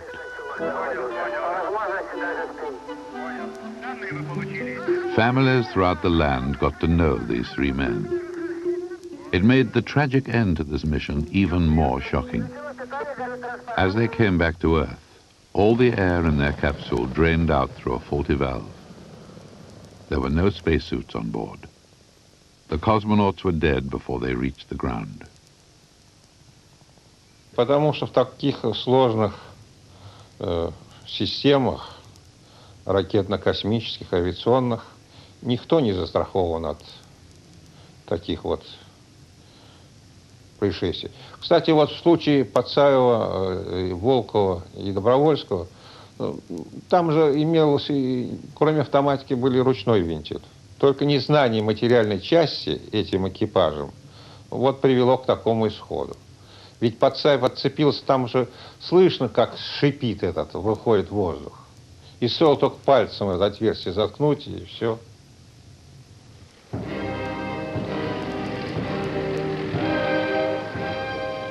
The nation was stricken with grief, but the space station program went on.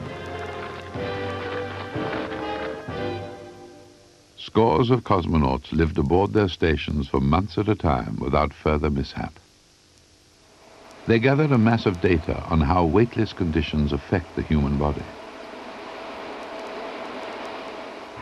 Okay, let's get off. Forget the camera. At the end of 1972, the American astronauts left the moon for the last time. Right away, Houston. Vector good. Ag side. What has never been revealed is that even after this, the Soviets planned to win back the lead by landing 3 men on the moon. Chief designer Mishin's secret plans would require 2 of the giant N-1 rockets, one for the crew and the other to carry a huge lunar lander. Once they were orbiting the moon, the final stages of the 2 rockets would dock and the entire complex would make its descent to the moon's surface.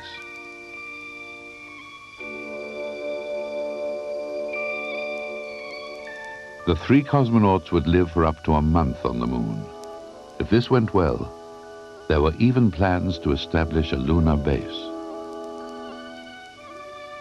The top stage of the rocket was powerful enough to take them directly back to Earth.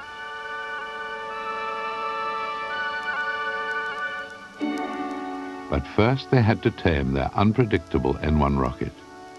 With its explosive history, 8 perfect launches would be needed before they could dare risk a crew. But the next N-1 launch blew up after 7 seconds. The one after that lasted 107 seconds, the best so far, but not good enough. It was the end of the moon program. Jim Oberg traveled down to the Baikonur Cosmodrome where the moon rocket was launched. He hoped to find clues which would tell him more about the doomed giant. As soon as he set foot in the main town of Leninsk, Oberg started his search. He was looking for a section of the main fuel tank which he had heard was being used as a roof over a bandstand, but no one seemed to know where it was. This drawing shows the huge hangar where the moon rocket was assembled before being wheeled down to the pad. Today, the same building houses the massive Energia rocket that's used to carry the new Soviet shuttle. But until the mid-70s, this was where the N-1 rockets were prepared. After the last one blew up, they had 6 more of them in all these halls ready for flight. At least 2 were flight ready, 4 were being assembled, and other pieces were all over this place. It was canceled. Now all the spacecraft and rockets in this building were scrapped, torn apart. A couple pieces are outside somewhere, they won't show them to us. But the rest of them are all scrapped and gone. But there are ghosts here. Somewhere the N-1 moon rocket. Someone remembers it. Мы испытывали большое чувство огорчения в связи с тем, что огромный труд, который мы в свои молодые годы, еще тогда я был молодой, вложили в это дело, и труд огромных коллективов людей так легко пошел на смарку. Это потому, что опять американцы нас обогнали, но надо кого-то рыжему делать.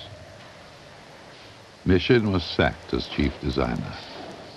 Since 1974, he has been a lecturer at the Moscow Aviation Institute. For over a year, we tried to persuade the Soviet authorities to show us the relics of their moon program. They finally agreed, and we were taken to an old hangar, a kind of space junkyard. Mishin gave us a guided tour of his original lunar hardware. This was the command module which might have flown around the moon.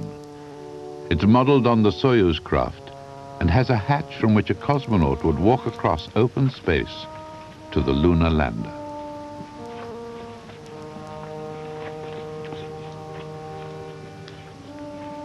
If the N-1 rocket had worked, the legs of this lander might be resting where they belonged, in moon dust. Лунное посадочное устройство состоит из 4 вот таких вот пят,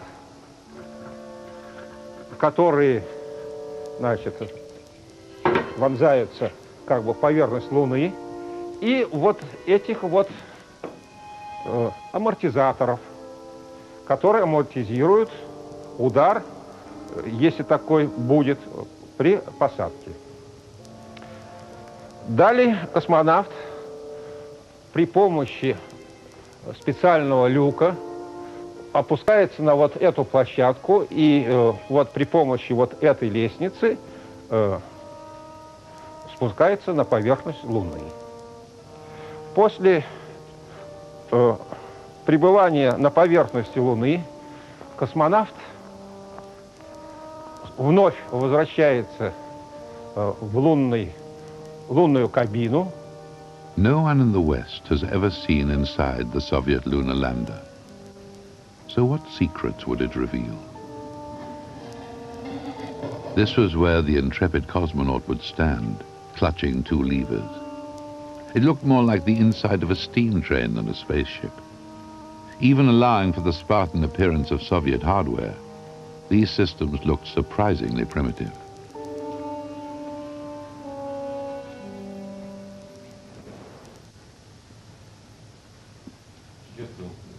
Приходится стать мнением, некоторые говорят, что если бы Королев был жив, то русские первые высадились бы на Луне. Вы согласны? Нет. Все равно бы мы этого не осилили. Дело не в этом. Конечно, мы продвинулись бы дальше, но все равно мы американцев не опередили. То есть, знаете, если мы к концу закрытия лунной программы мы истратили, туда списали все, значит, около 4 миллиардов, а американцы истратили больше 25 миллиардов. Уже это говорит о многом. Союз, план, начинаю ориентацию Аполлон. I read you loud and clear. We have a go for docking. In 1975, the cosmonauts and astronauts who had been racing to the moon finally came together to train for a joint mission, a link-up in space. Why? The Apollo moon program was over, and all Soviet hopes of landing a man on the moon had been abandoned. So the Apollo-Soyuz mission was a great propaganda exercise for both sides. For the Soviet Union, it was a chance to regain some prestige. For the Americans, it used up their last Saturn rocket.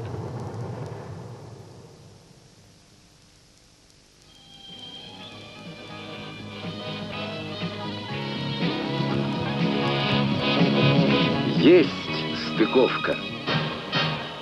Когда мы открыли люк, the long-awaited handshake offered the hope that in space, people could transcend their earthly differences. Ну, давай, Том, да входи же, дружески поторопил Томаса Стаффорда Алексей Леонов. As old philosopher says, the best part of a good dinner is not what you eat, but with whom you eat. From the late 70s onwards, the Soviet Union has concentrated its efforts on an area where they established an early lead, their long-term space station program. Some cosmonauts have logged over a year in space, so in theory, they're ready for the 2-year round trip to Mars. Perhaps, instead of racing to Mars, the Soviet and American space programs could pool their knowledge and resources. It might be the only way to finance such an expensive journey. This would be popular with the astronauts and cosmonauts. But maybe it needs a race to move governments. Знаете, каким он парнем был, на руках весь мир его носил. Сын земли и звезд нежен был и прост, людям свет, как дан поет. Он сказал, поехали, он взмахнул рукой, словно вдаль по питерской пронесся над землей. Знаете, каким он парнем был, как на лед он с клюшкой выходил, как он песни пел весел, был и смел, как азартно жить хотел. Он сказал, поехали, он взмахнул рукой, словно вдоль по питерской несется над землей.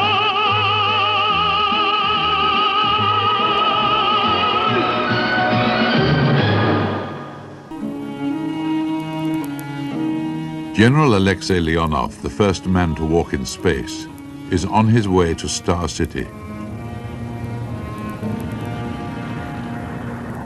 Hidden in woods 25 miles outside Moscow, Star City is the place where cosmonauts are prepared for space travel.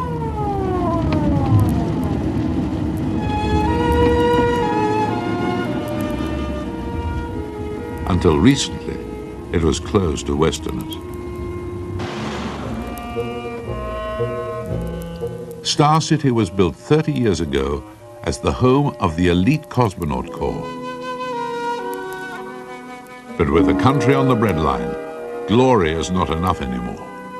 Space travelers, like everyone else, must prove they can pay their way.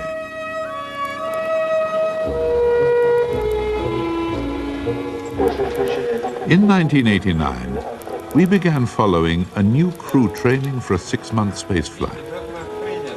It would be a mission that would have the world catching its breath.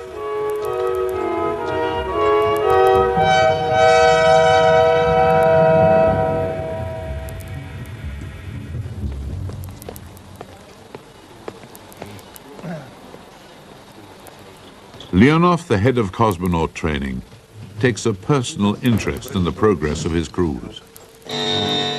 The commander has flown a short mission before, but for the engineer, it will be his first flight. In the months ahead, they will spend a lot of time flying this spacecraft simulator. Their instructor ensures they are able to deal with any emergencies. Родники, как слышите? При работе родника второго, при нажатии на клавишу «Связь» появляется какой-то... Our training session goes according to schedule. Step by step, minute by minute. Everything is okay. Very good crew. Ляпота. Ляпота, прелесть какая, да? Colonel Anatoly Solovyov is the commander, and Sasha Balandin is the engineer. They represent a new breed of cosmonaut that's keen to shake off the old heroic image. For them, it's not enough just to go to space. They need to do something useful once they're up there. Я, в общем-то, довольно рано, может быть, появилось желание летать. Именно военным летчиком я им и стал. И достаточно, наверное, случайно приезжает комиссия, которая предлагает мне такую возможность. Но здесь отказаться уже было выше моих сил, конечно. Ну и работа в космосе, я все-таки считаю, это продолжение моей предыдущей специальности. И тогда, вот уже вот тогда я приложил все силы, чтобы стать космонавтом. Ну, стал. Скажем, за первые где-нибудь лет 5. Конечно, вот тот эмоциональный, что ли, всплеск, ну, все-таки я пришел достаточно молодым в отряд. Он прошел. Началось так, то, что называется суровыми, что ли, буднями подготовки, работы. Ну, мы смотрим на это как-то другими уже глазами. Это наша работа. Поэтому особых таких вот, что ли, чувств, которые хотели бы услышать многие, ну, я не скажу, что у меня вот они и есть. Наоборот, я смотрю на это как моя профессия, моя любимая работа. Поскольку... Наверное, интересно? Ну, конечно, интересно. Конечно, интересно.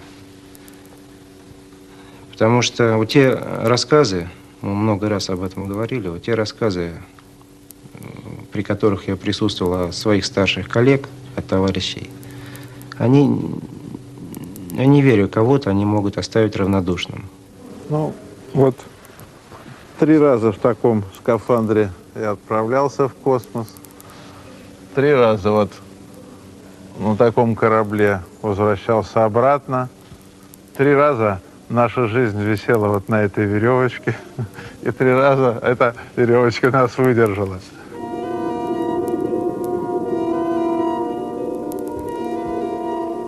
So what does it take to be a cosmonaut? Georgy Gretko has the right stuff. And unlike most cosmonauts, he's prepared to talk about it. Конечно, мы не божьи сыны, мы такие же люди, но только когда случается опасная для жизни ситуация, как правило, человек теряется и даже забывает все, что он знал и умел. А мы должны в опасной для жизни ситуации, наоборот, собрать все силы, все знания и выдержать. И однажды у меня задержался с раскрытием парашют в космическом корабле. И я думал, что во мне осталось жить 5 минут. И это было очень страшно. И пот выступил, и сердце застучало. И как-то такой был страх, вот, который меня сковывал. Вот под его действием мне хотелось закрыть глаза и ничего не делать. И вот надо было преодолеть себя. И я решил, что 5 минут жизни я должен понять, что произошло в корабле.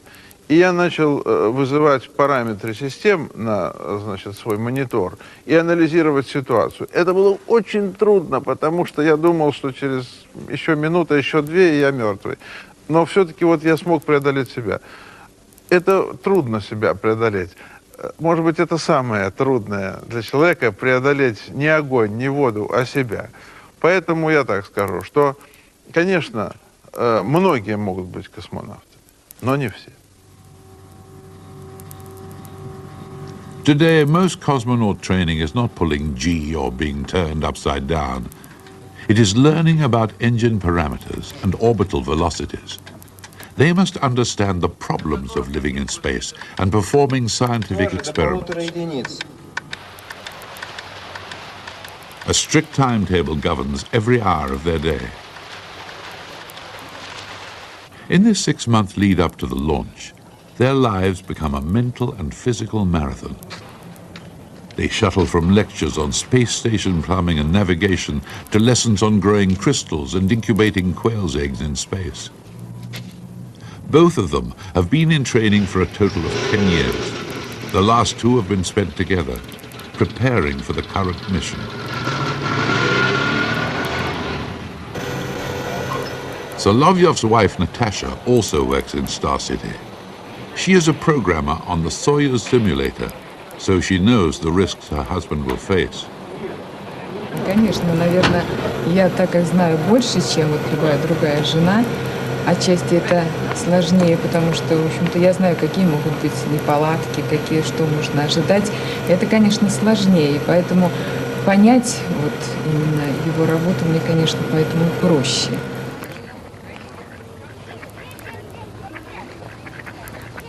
The Solovyovs have 2 sons, Ilya and Gennady. Neither think they have the stamina to be a cosmonaut and prefer the idea of their father's former life as a fast jet pilot. With the launch date 4 months away, Solovyov and Balandin see less and less of their families. Most commanders are military pilots and they live with their families in special apartment blocks inside Star City.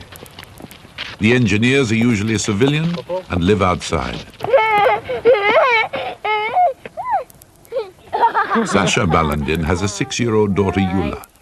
His wife, Lida, is expecting another child, so he could be in space when their next child is born.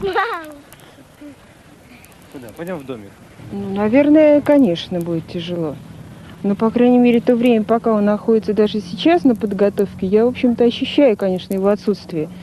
То есть в то время, когда он не был на подготовке, мы чаще вообще были вместе, и дочь чаще видела папу. Но, тем не менее, я так считаю, что просто это необходимость какая-то временная. Это его работа. Preparing families for long-duration missions is difficult.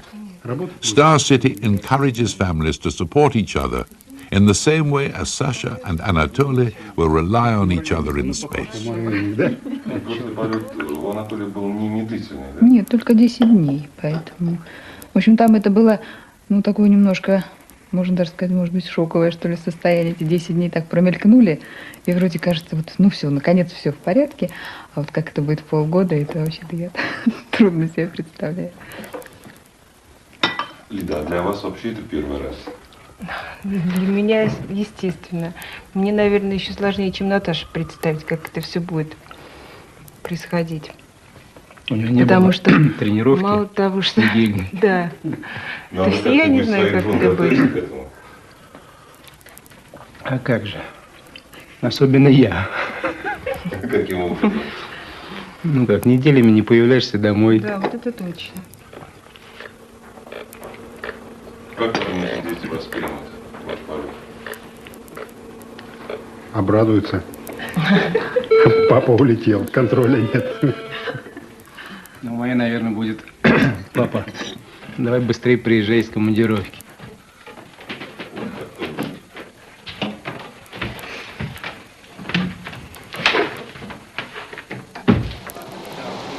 In the heart of Star City is a mock-up of the Mir space station. It's an exact replica of the one in space. In the future, a station like this could be propelled out of orbit to take cosmonauts on the 2-year round trip to Mars.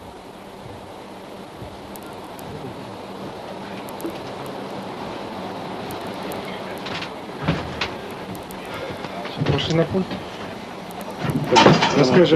Расскажем о нашем доме. о нашей станции, где мы будем жить, работать, обитать, получать данные для науки, данные для медицины, ну и, в общем-то, для развития пилотируемой космонавтики. О нашем доме. О нашем доме. И о нашей, сколько? Раз, два, три, четыре, о четырехкомнатной будущей квартире. За этими бортами находятся вычислительные машины, бортовые вычислительные машины, которые помогают нам выполнять режимы различные, выполнять ориентацию. Они по нашей программе, которую мы задаем с этого поста, управляют всем комплексом, даже тогда, когда мы спим. Sleeping in space can be a strange sensation.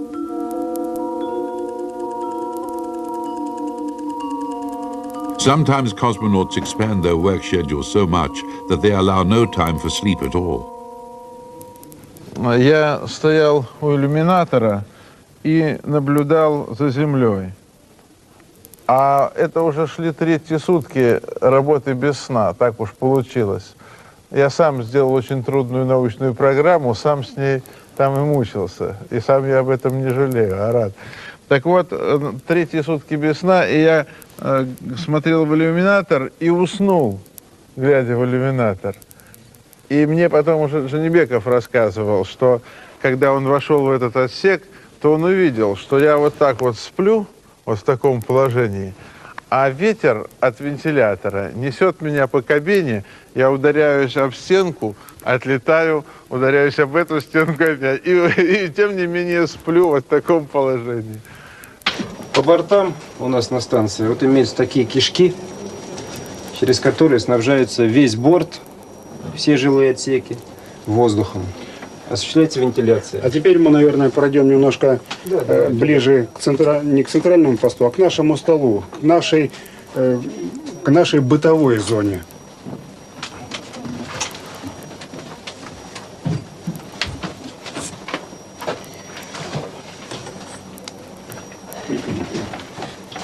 Вот то, что окрашено желтым цветом, это мы будем говорить так, это бытовая наша зона. Наш стол. А беговая дорожка находится совсем рядом. Это наш маленький спортзал. Беговая дорожка, где можно регулировать дозированную нагрузку.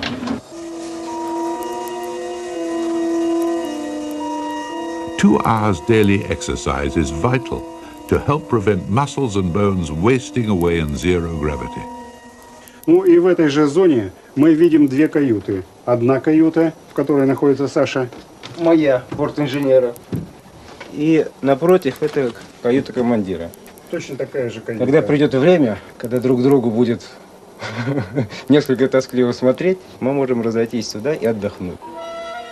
The person who has spent longer in space than anyone else is Yuri Romanenko.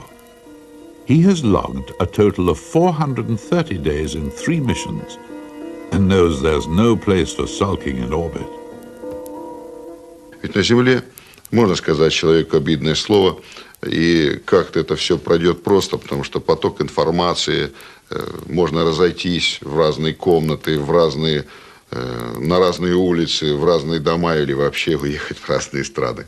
А тут объем маленький, никуда ты не денешься. И хорошим вот таким регулирующим началом служит все-таки понимание общей задачи, общая увлеченность дела, взаимное понимание друг друга и, конечно, использование тех рекомендаций, которые нам дают психологи.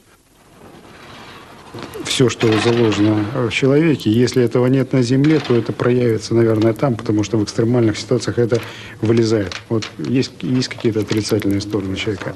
В ситуации сложной, эмоциональной, они обязательно вылезут.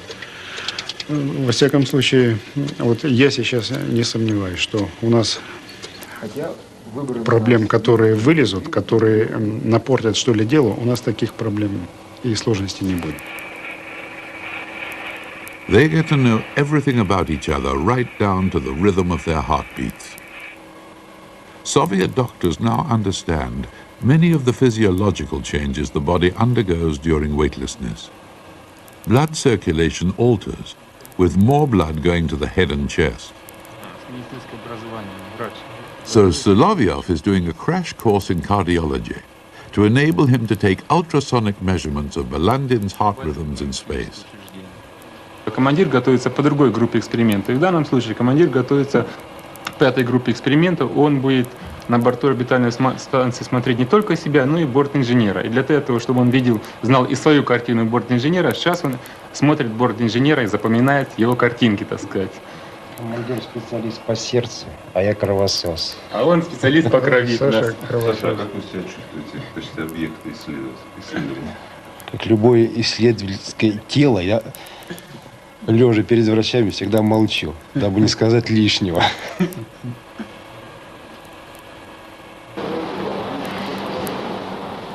The most testing part of the Soyuz flight for the commander is the rendezvous with the space station. The approach and docking is meant to be automatic, but if it fails, as it sometimes does, the commander must take over. In this special simulator, he is able to practice this delicate docking maneuver. He sees a video simulation as he approaches the space station. He aims his sights at a crosswire target under the station's docking port.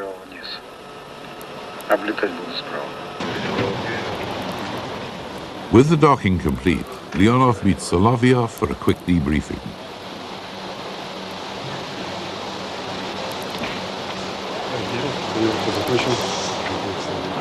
Хорошо я посмотрел. Конечной скорости очень точно выдерживающий все угловые по нулям. В общем, идет железно. Переодевайся. Вот.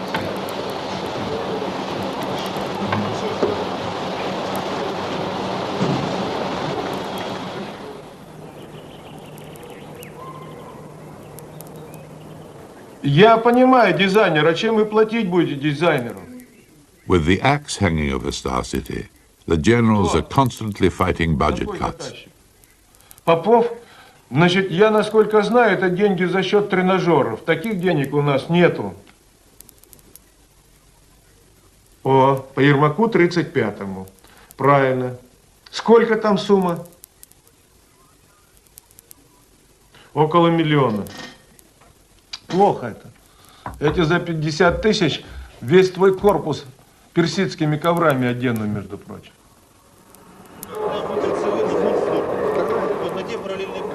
With 6 weeks to go, Balandin and Solovyov have spacewalk training. The buoyancy of water simulates many of the feelings of weightlessness, so they can experience the difficulties of spacewalking.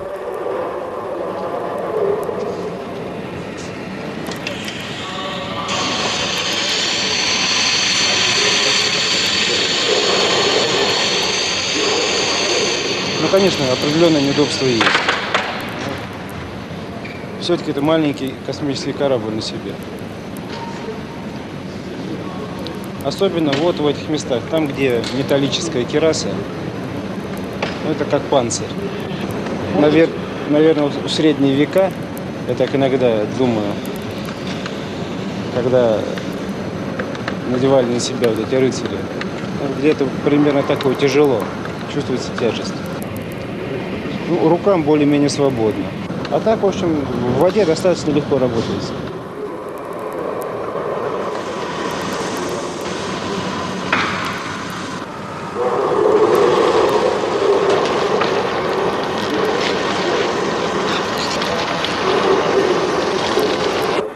Вот здесь аккуратненько. There is no spacewalk scheduled for their mission, but they must always be ready to carry out emergency repairs. Хорошо.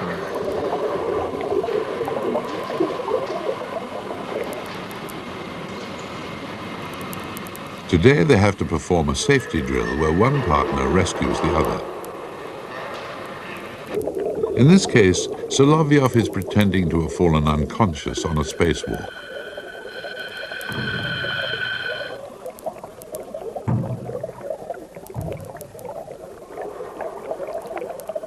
Balandin must pull Solovyov back to the station airlock. Each time he moves, he must fasten himself to the station with clips to prevent them both drifting off into space.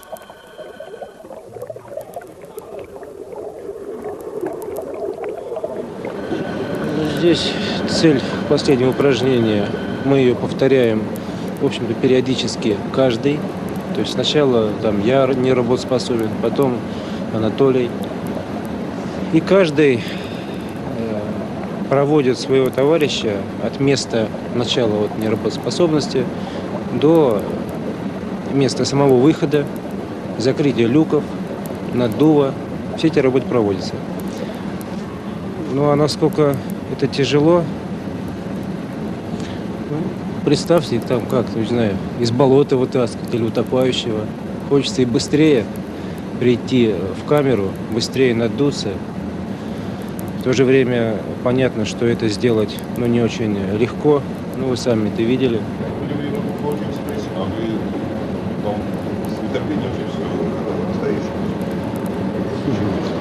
Конечно. Одно только то, что вот наши товарищи, которые выходили в космос, я говорю, только одно, как они рассказывали, чисто вот такой эмоциональный всплеск, как это все смотрится не из внутренних объемов станции через иллюминатор, а вот так в живом виде, уже только это вырастает в очень большое желание. Romanenko is a veteran spacewalker, although his first excursion took everyone by surprise.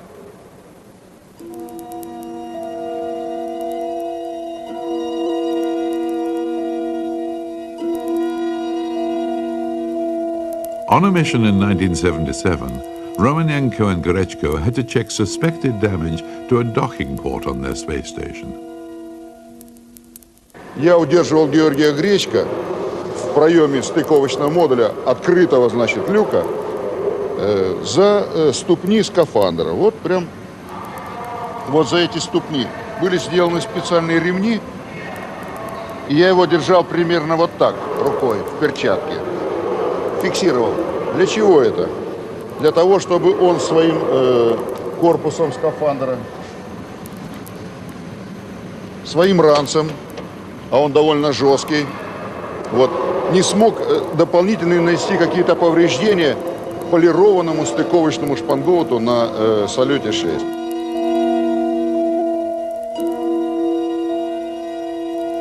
И хотя в конце такой был случай, что я уже хотел закрыть люк, а Юра говорит, подожди, я был в 1 метре от открытого космоса, я хочу тоже выйти из станции.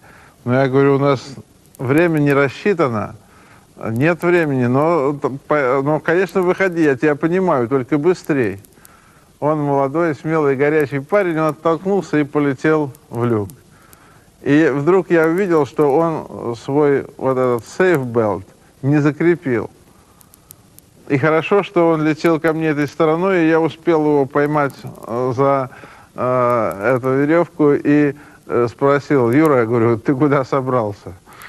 Куда ты летишь? Вот. Но в действительности это не было так опасно для жизни, потому что был кабель электрический, чтобы в его ранце моторы, электромоторы приводились в движение электричеством от станции. И поэтому, если бы он улетел, он бы не улетел совсем. Я бы его все равно за кабель бы как рыбу обратно втащил. То есть, ну, это не была опасная для жизни ситуация, а немножко раздули ее журналисты. В результате Юра теперь сердится, значит, когда мы об этом рассказываем. Ну, это, наверное, была шутка Жоры Гречко. Он любит шутить. Но тут неудачная шутка. Он не знал, где это пошутить. Перед журналистами. Они же любят такой лакомый кусочек, когда им подбрасывают. As the rest of their mission had gone so well, they escaped reprimand for Yuri's moment of madness.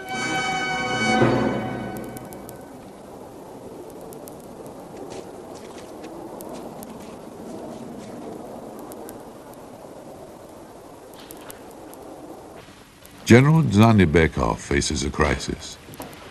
He is in charge of the day-to-day running of the space station missions and has himself been to space 5 times.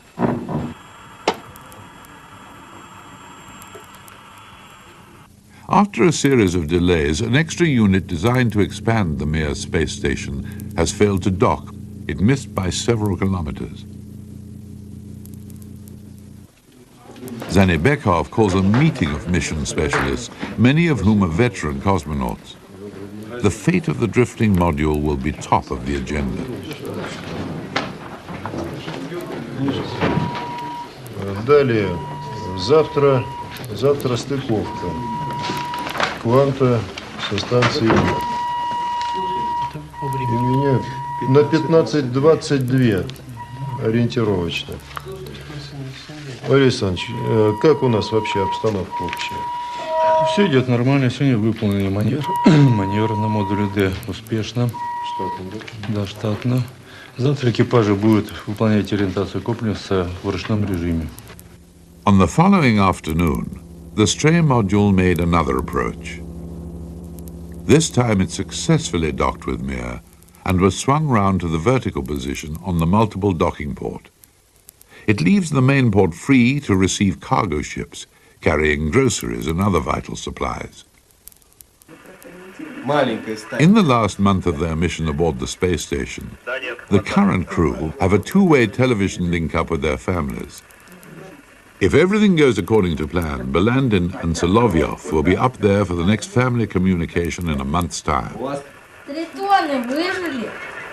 3 тонны. Они в грузовике уже на землю собрались лететь. Они живые? Грузовик, грузовой корабль скоро от нас домой уходит на землю. Вот мы его готовим сейчас к отправке. Будем скоро отстыковывать, и он уйдет от нас. А раки здесь, улитки тоже пока здесь. Бегают, а? А что это, па? А это растение. А почему у нее листьев почти нету? Ну, тут один человек только нормально может жить, остальное все выживает как карлик. Hidden away in Star City is a shrine to the first cosmonaut, Yuri Gagarin. His old office is kept exactly as it was, frozen in time. Рабочий кабинет Юрия Гагарина. Здесь сохранено все так, как он оставил в 1968 году. Стол, шинель, которую он снял перед полетами, одел летную куртку. Часы остановились на 10 часов 31 минуту. Время столкновения самолета с землей.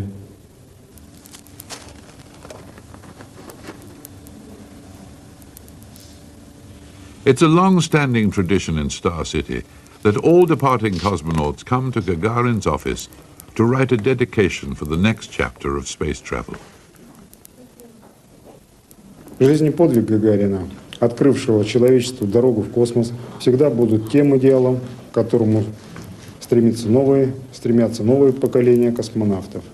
Мы считаем своим долгом и этот полет осуществить по-гагарински. Люди сейчас действительно не знают ни в лицо, ни по фамилии, в общем-то, любого спросить. Я думаю, что обижаться на это тоже не нужно. Это даже говорит, наверное, о чем? Что наша профессия стала более обыденная. Интерес новизны вот такой, он как-то поугас. Ну что, нам остается, в общем-то, только сейчас оправдать все вложенные, наверное, средства в эту отрасль народного хозяйства. It's 2 weeks before launch, and the cosmonauts must leave for the Baikonur Cosmodrome. Family, friends, and veteran cosmonauts turn out to see them off.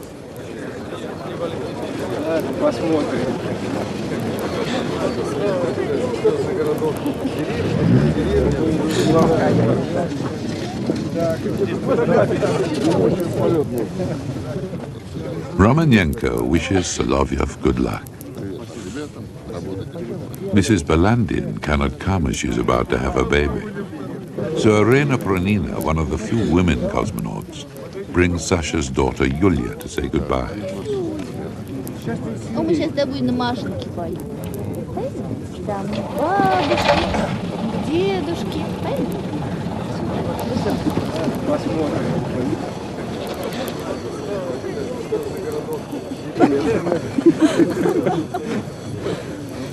Пошли. Да.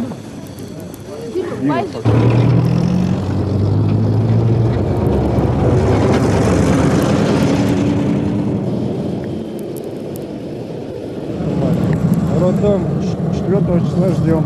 Теперь, а кто роддом будет контролировать? Из МБП врачи, мои друзья. Ты вообще с ребятами с кем-то так договорился? Там, где она в прошлый раз рожала, я ночью сюда поехал. Это очень важно, чтобы кто останется одна, знаешь, как плохо.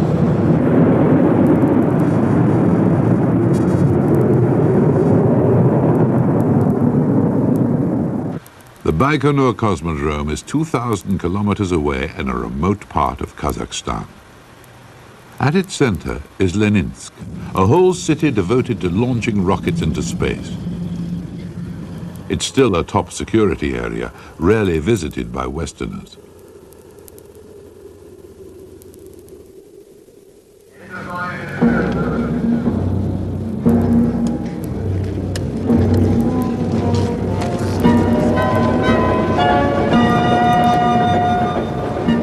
In the entire history of the Soviet space program, this is the only type of rocket they have allowed cosmonauts to ride on. Koryalov's 30-year-old design, which took Gagarin into space, is still dependable.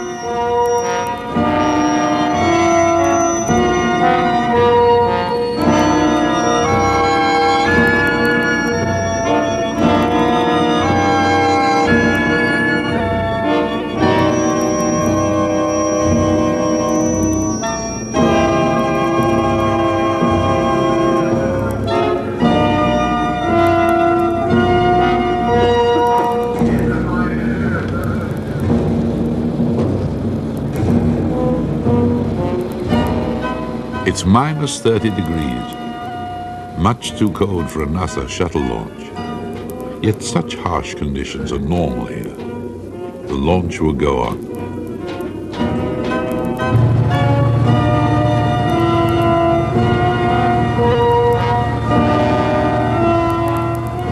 Among the Western observers was Jim Oberg, a former NASA mission controller from Houston. He would be among those witnessing a Soviet rocket launch for the first time. If all goes according to plan, Balandin and Solovyov will be leaving Earth in 2 hours' time.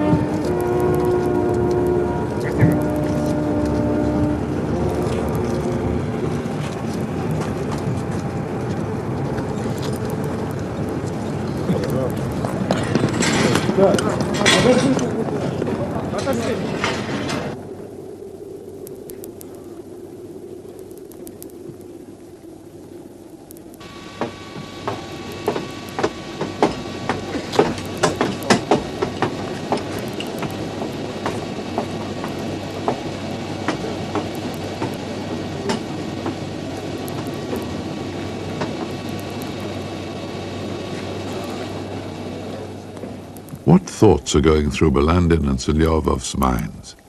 On their way to the observation point, Alexei Leonov describes to Jim Oberg what it feels like at this moment. Проверить герметичность скафандра, обо всем об этом докладывать постоянно на Землю, ну и, как всегда, остается резерв времени. Бывает так, что его нет, а бывает, что есть. Вот когда этот резерв времени есть, то, конечно, здесь сидишь и начинаешь о чем-то думать, не связанным с кораблем. Ну, есть короткий момент. Короткий, да. И, конечно, здесь начинаешь думать о семье в первую очередь. В первую очередь о семье, о детях. Как там они без меня, там и что. И как часто сразу спрашивает, как ты себя чувствуешь? Почему ты молчишь? Ну, почему? Думаю. А вас поняли. На борту порядок, к старту готовы. Я знаю, что должно произойти буквально на каждой секунде полета, вот когда взлет, на какой секунде все, что происходит. Поэтому я, наверное, больше других переживаю, особенно когда взлет, потому что я знаю вот эти моменты самые трудные полета. Ну и поэтому получается, что действительно как будто вот этот взлет прямо получается, что я тоже участвую в нем.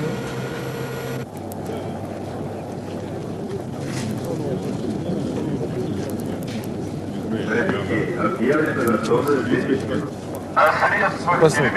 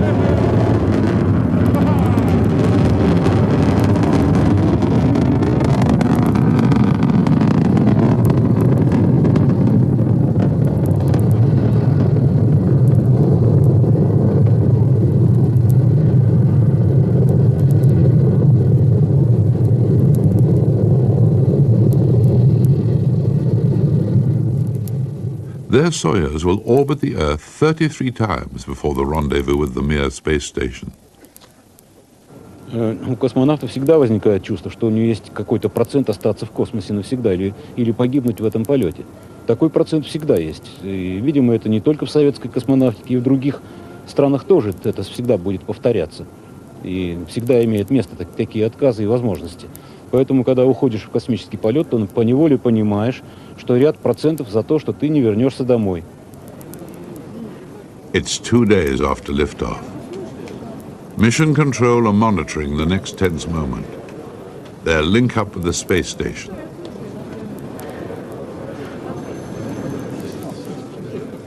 The final approach is going well. Everything is running fully automatically. At 9:38, Moscow time, the ship docks with the station, exactly on schedule. Before the crew do anything, they must check they have an airtight seal with the space station. Then they can transfer to the orbital module to change out of their spacesuits.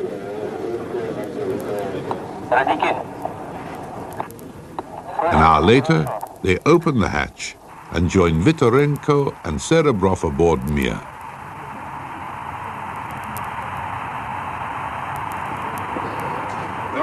The first couple of weeks in space are the most difficult for the human body.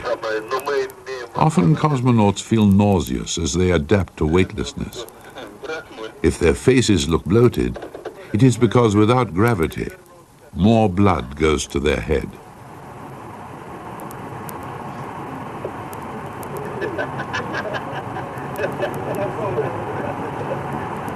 Это поначалу у нас всегда немножко координация движения не соответствует, вернее, она соответствует земной.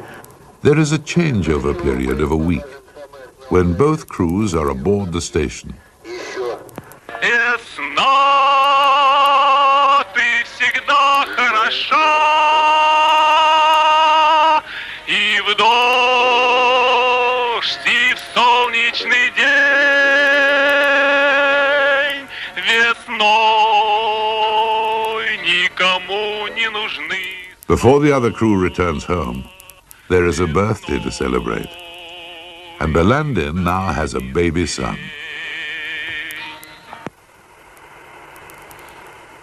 Юль, как брат поживает? Юля, кричит, нет? Лида, расскажи, как там Леха? Леха уже за 2 недели подрос. Ну, как все дети, кричит и плачет, все делает. И ест, и спит, как положено. Все исполняет регулярно? Да. Как батюшка. Ракову. Не засушенный. Здравствуй, папа. Здравствуй, малыш. Здравствуй, Юленька. Но ты довольна, что у тебя братик есть? Да. Ой, молодец. Ты маме помогаешь? Да. Ой, какая хорошая умница. Труженица, как и мама. 3 минуты осталось.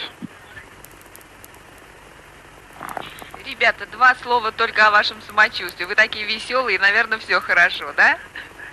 По виду так вы совсем прямо очень даже хорошо. Вообще-то, ты знаешь, нормально. А вот второй раз легче значительно, а Саша как будто бы здесь и жив. Да вот я и смотрю, Это что он такой про веселый меня. и прыгает. Ну, вам очень большой всем привет. Огромное количество народу приходило в день стыковки. Все поздравляли и огромный привет. Больше времени не занимаем.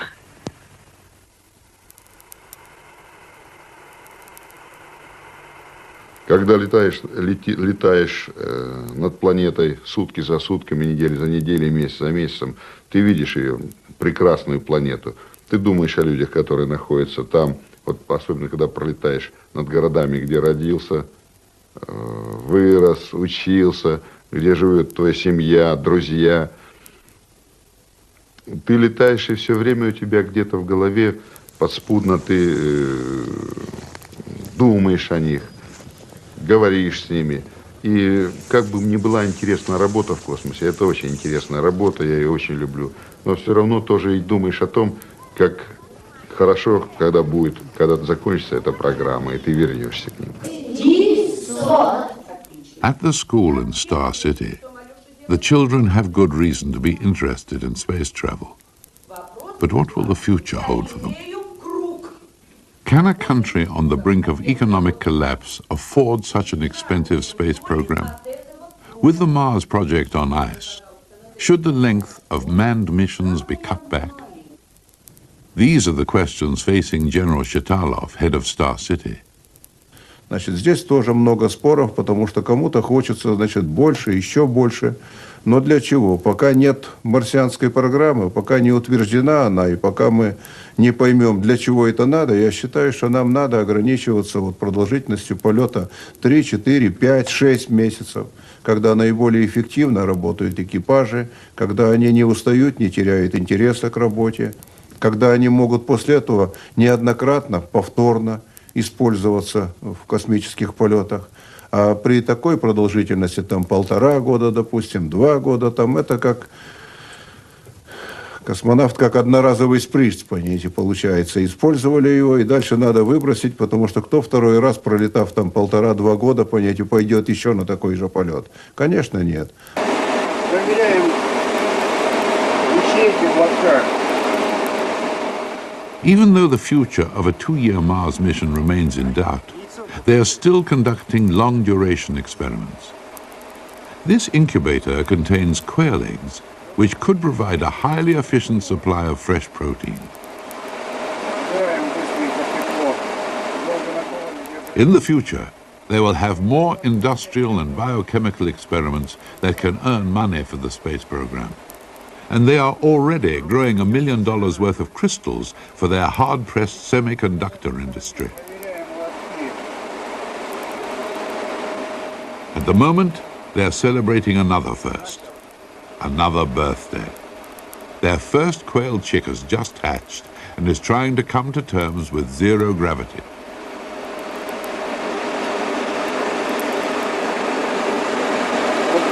Несколько минут находится после того, как мы его вытащили из инкубатора. Он дрожит, трудно сказать, может. Towards the end of the mission, they try to take more exercise to prepare themselves for the return to Earth. They should be doing 5 or 6 hours a day by this stage, but it's about to be cut short. They've just been told that they will have to go on an emergency spacewalk to repair their spaceship. Sasha's wish to see open space will be fulfilled after all. The insulation blanket on their Soyuz capsule was torn when it separated from the rocket. The loose cover could wrap around sensors and endanger their re-entry. If they can't fix it, there's a spare Soyuz craft at Baikonur which can be sent up to rescue them. And in Star City, there's also a cosmonaut on permanent standby, ready to man the rescue craft. Star navigation training in this special planetarium is part of his preparation for making a rendezvous with a stricken spaceship. Я сейчас готов, если нужно будет эту задачу выполнять, спасение, я готов через несколько суток стартовать в космос и выполнить операцию спасания. Я очень надеюсь на то, что моя работа никогда в космосе не потребуется, потому что пусть все там будет хорошо, и не возникнет такой ситуации, когда нужно будет ребят спасать.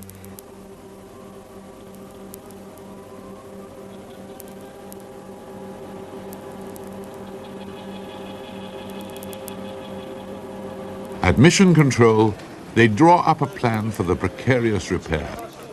Because there's nowhere to attach their safety lines on the Soyuz spacecraft, Balandin and Solovyov will need a ladder to reach the damaged ship. It was too big to put in a cargo ship, so they waited for the launch of a new technical laboratory which was being flown up to the space station. It would add a new wing to the station and would be moved round to make way for the damaged spaceship.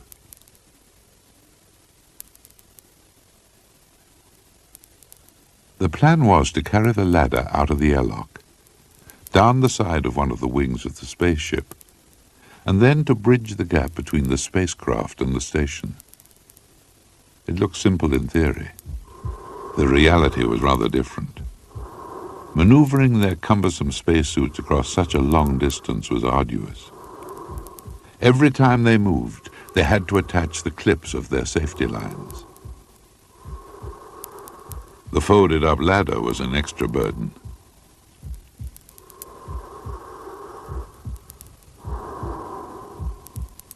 This would turn into a record-breaking 7-hour spacewalk.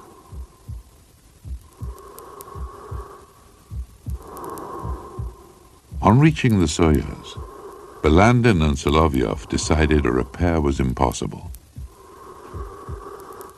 So they decided to strip off all the insulation.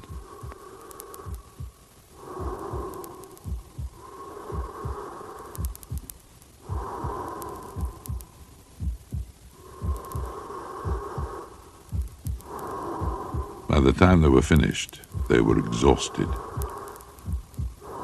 They had to inch their way back in the dark, only to discover another problem. Earlier, they had damaged the outer door of the airlock, and they didn't have enough strength to shut it. With their air supply running low and air filters almost exhausted, they eventually got back in.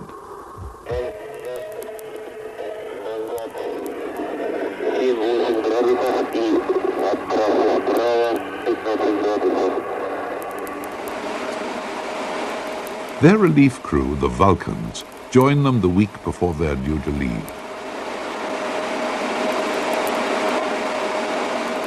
On the morning of Thursday, the 9th of August, Balandin and Solovyov are ready to return.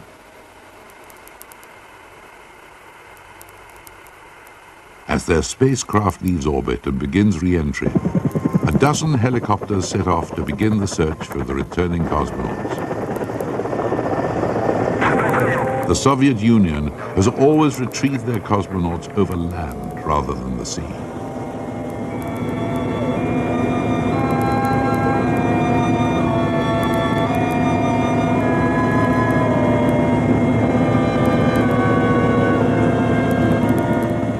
Our pilot was the first to spot the capsule.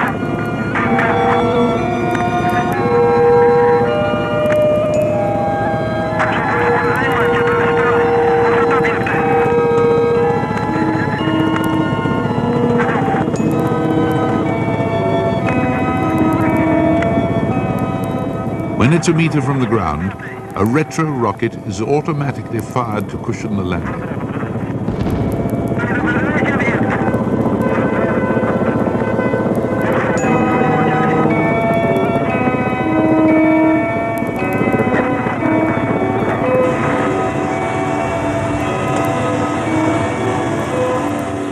Local Kazakh peasants come swarming in from the surrounding fields.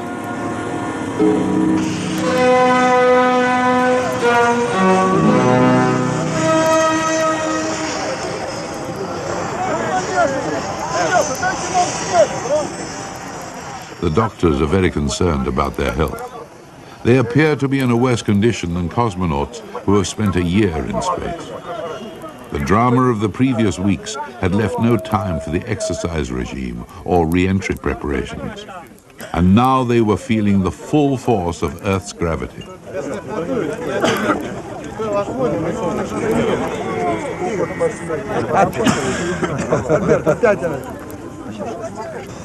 A medical tent was swiftly erected. The doctors decided to move them inside. After 6 months' weightlessness, they feel too heavy to walk.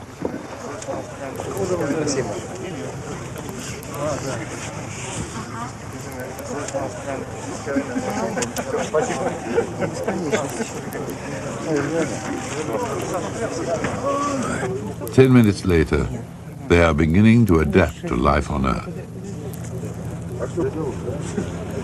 Вы же не собирались приезжать? Да. Вероятно, можно ответить. Да. Мы когда пролетали над Канадой, Англией, всегда вспоминали наши встречи и разговоры. Все? Сейчас я закончу. Ну что, заканчиваем? Сейчас я закончу. Да, подождите, он... Я ему сказал, Толя, как у вас шла посадка вхождения в плотные слои? Вообще это напряженный момент, когда только входишь в атмосферу и в иллюминатор видишь, как полетели искры, огонь. Это картина впечатляющая. In the Western press, there were a lot of reports that you might be stranded in space. I think they were probably exaggerated. Well, did you at any time feel danger while you were up there? Вы чувствовали в космосе, чувствовали себя в опасности? Ну, в общем-то, опасности как таковой,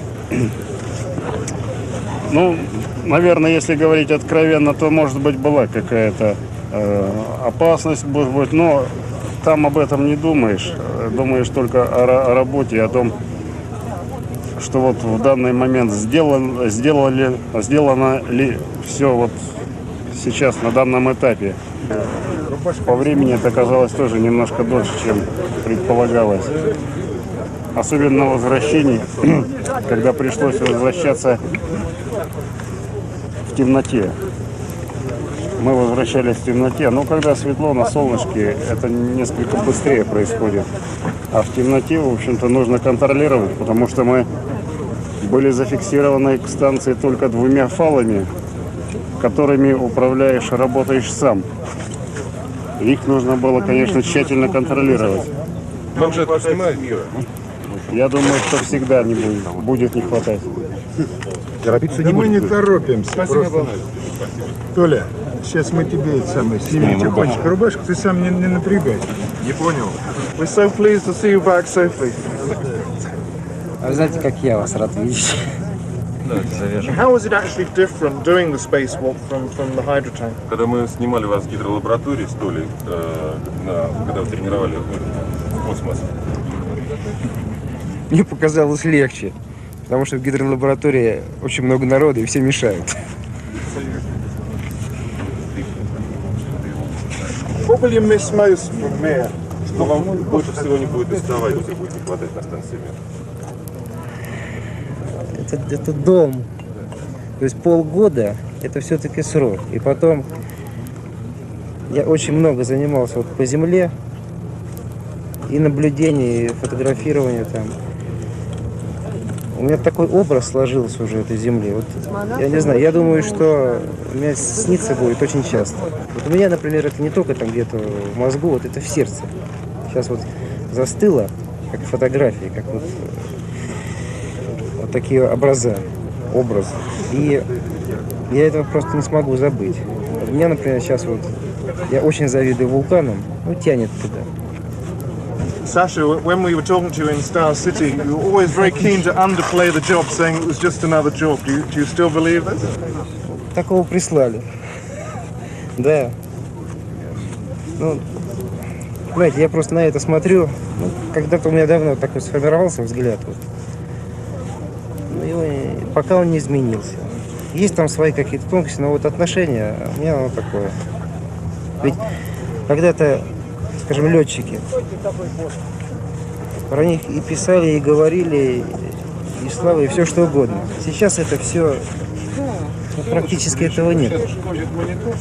Вот я думаю, что надо где-то и нам подходить так. Просто работать и поменьше вот этого всего. Чтобы чуть-чуть оставалось.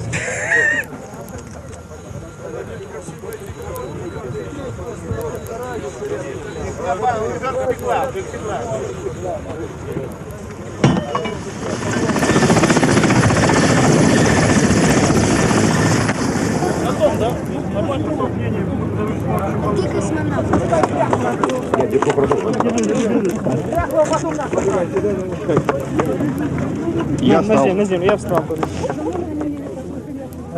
It's a local tradition that their first taste on Earth should be freshly baked bread served by a local maiden. Unfortunately, Solovyov is feeling so unwell, he's unable to hold it down.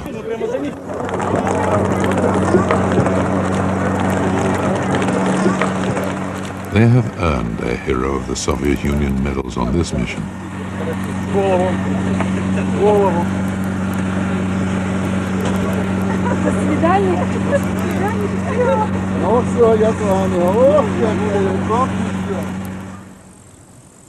They return to Star City for rest and recuperation. Their families have to wait a few weeks before they can come home. Спасибо. Спасибо.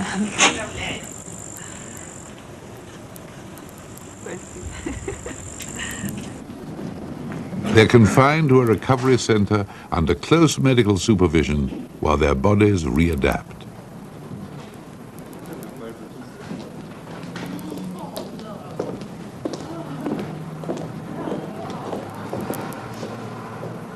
Soon they will be training for their next mission.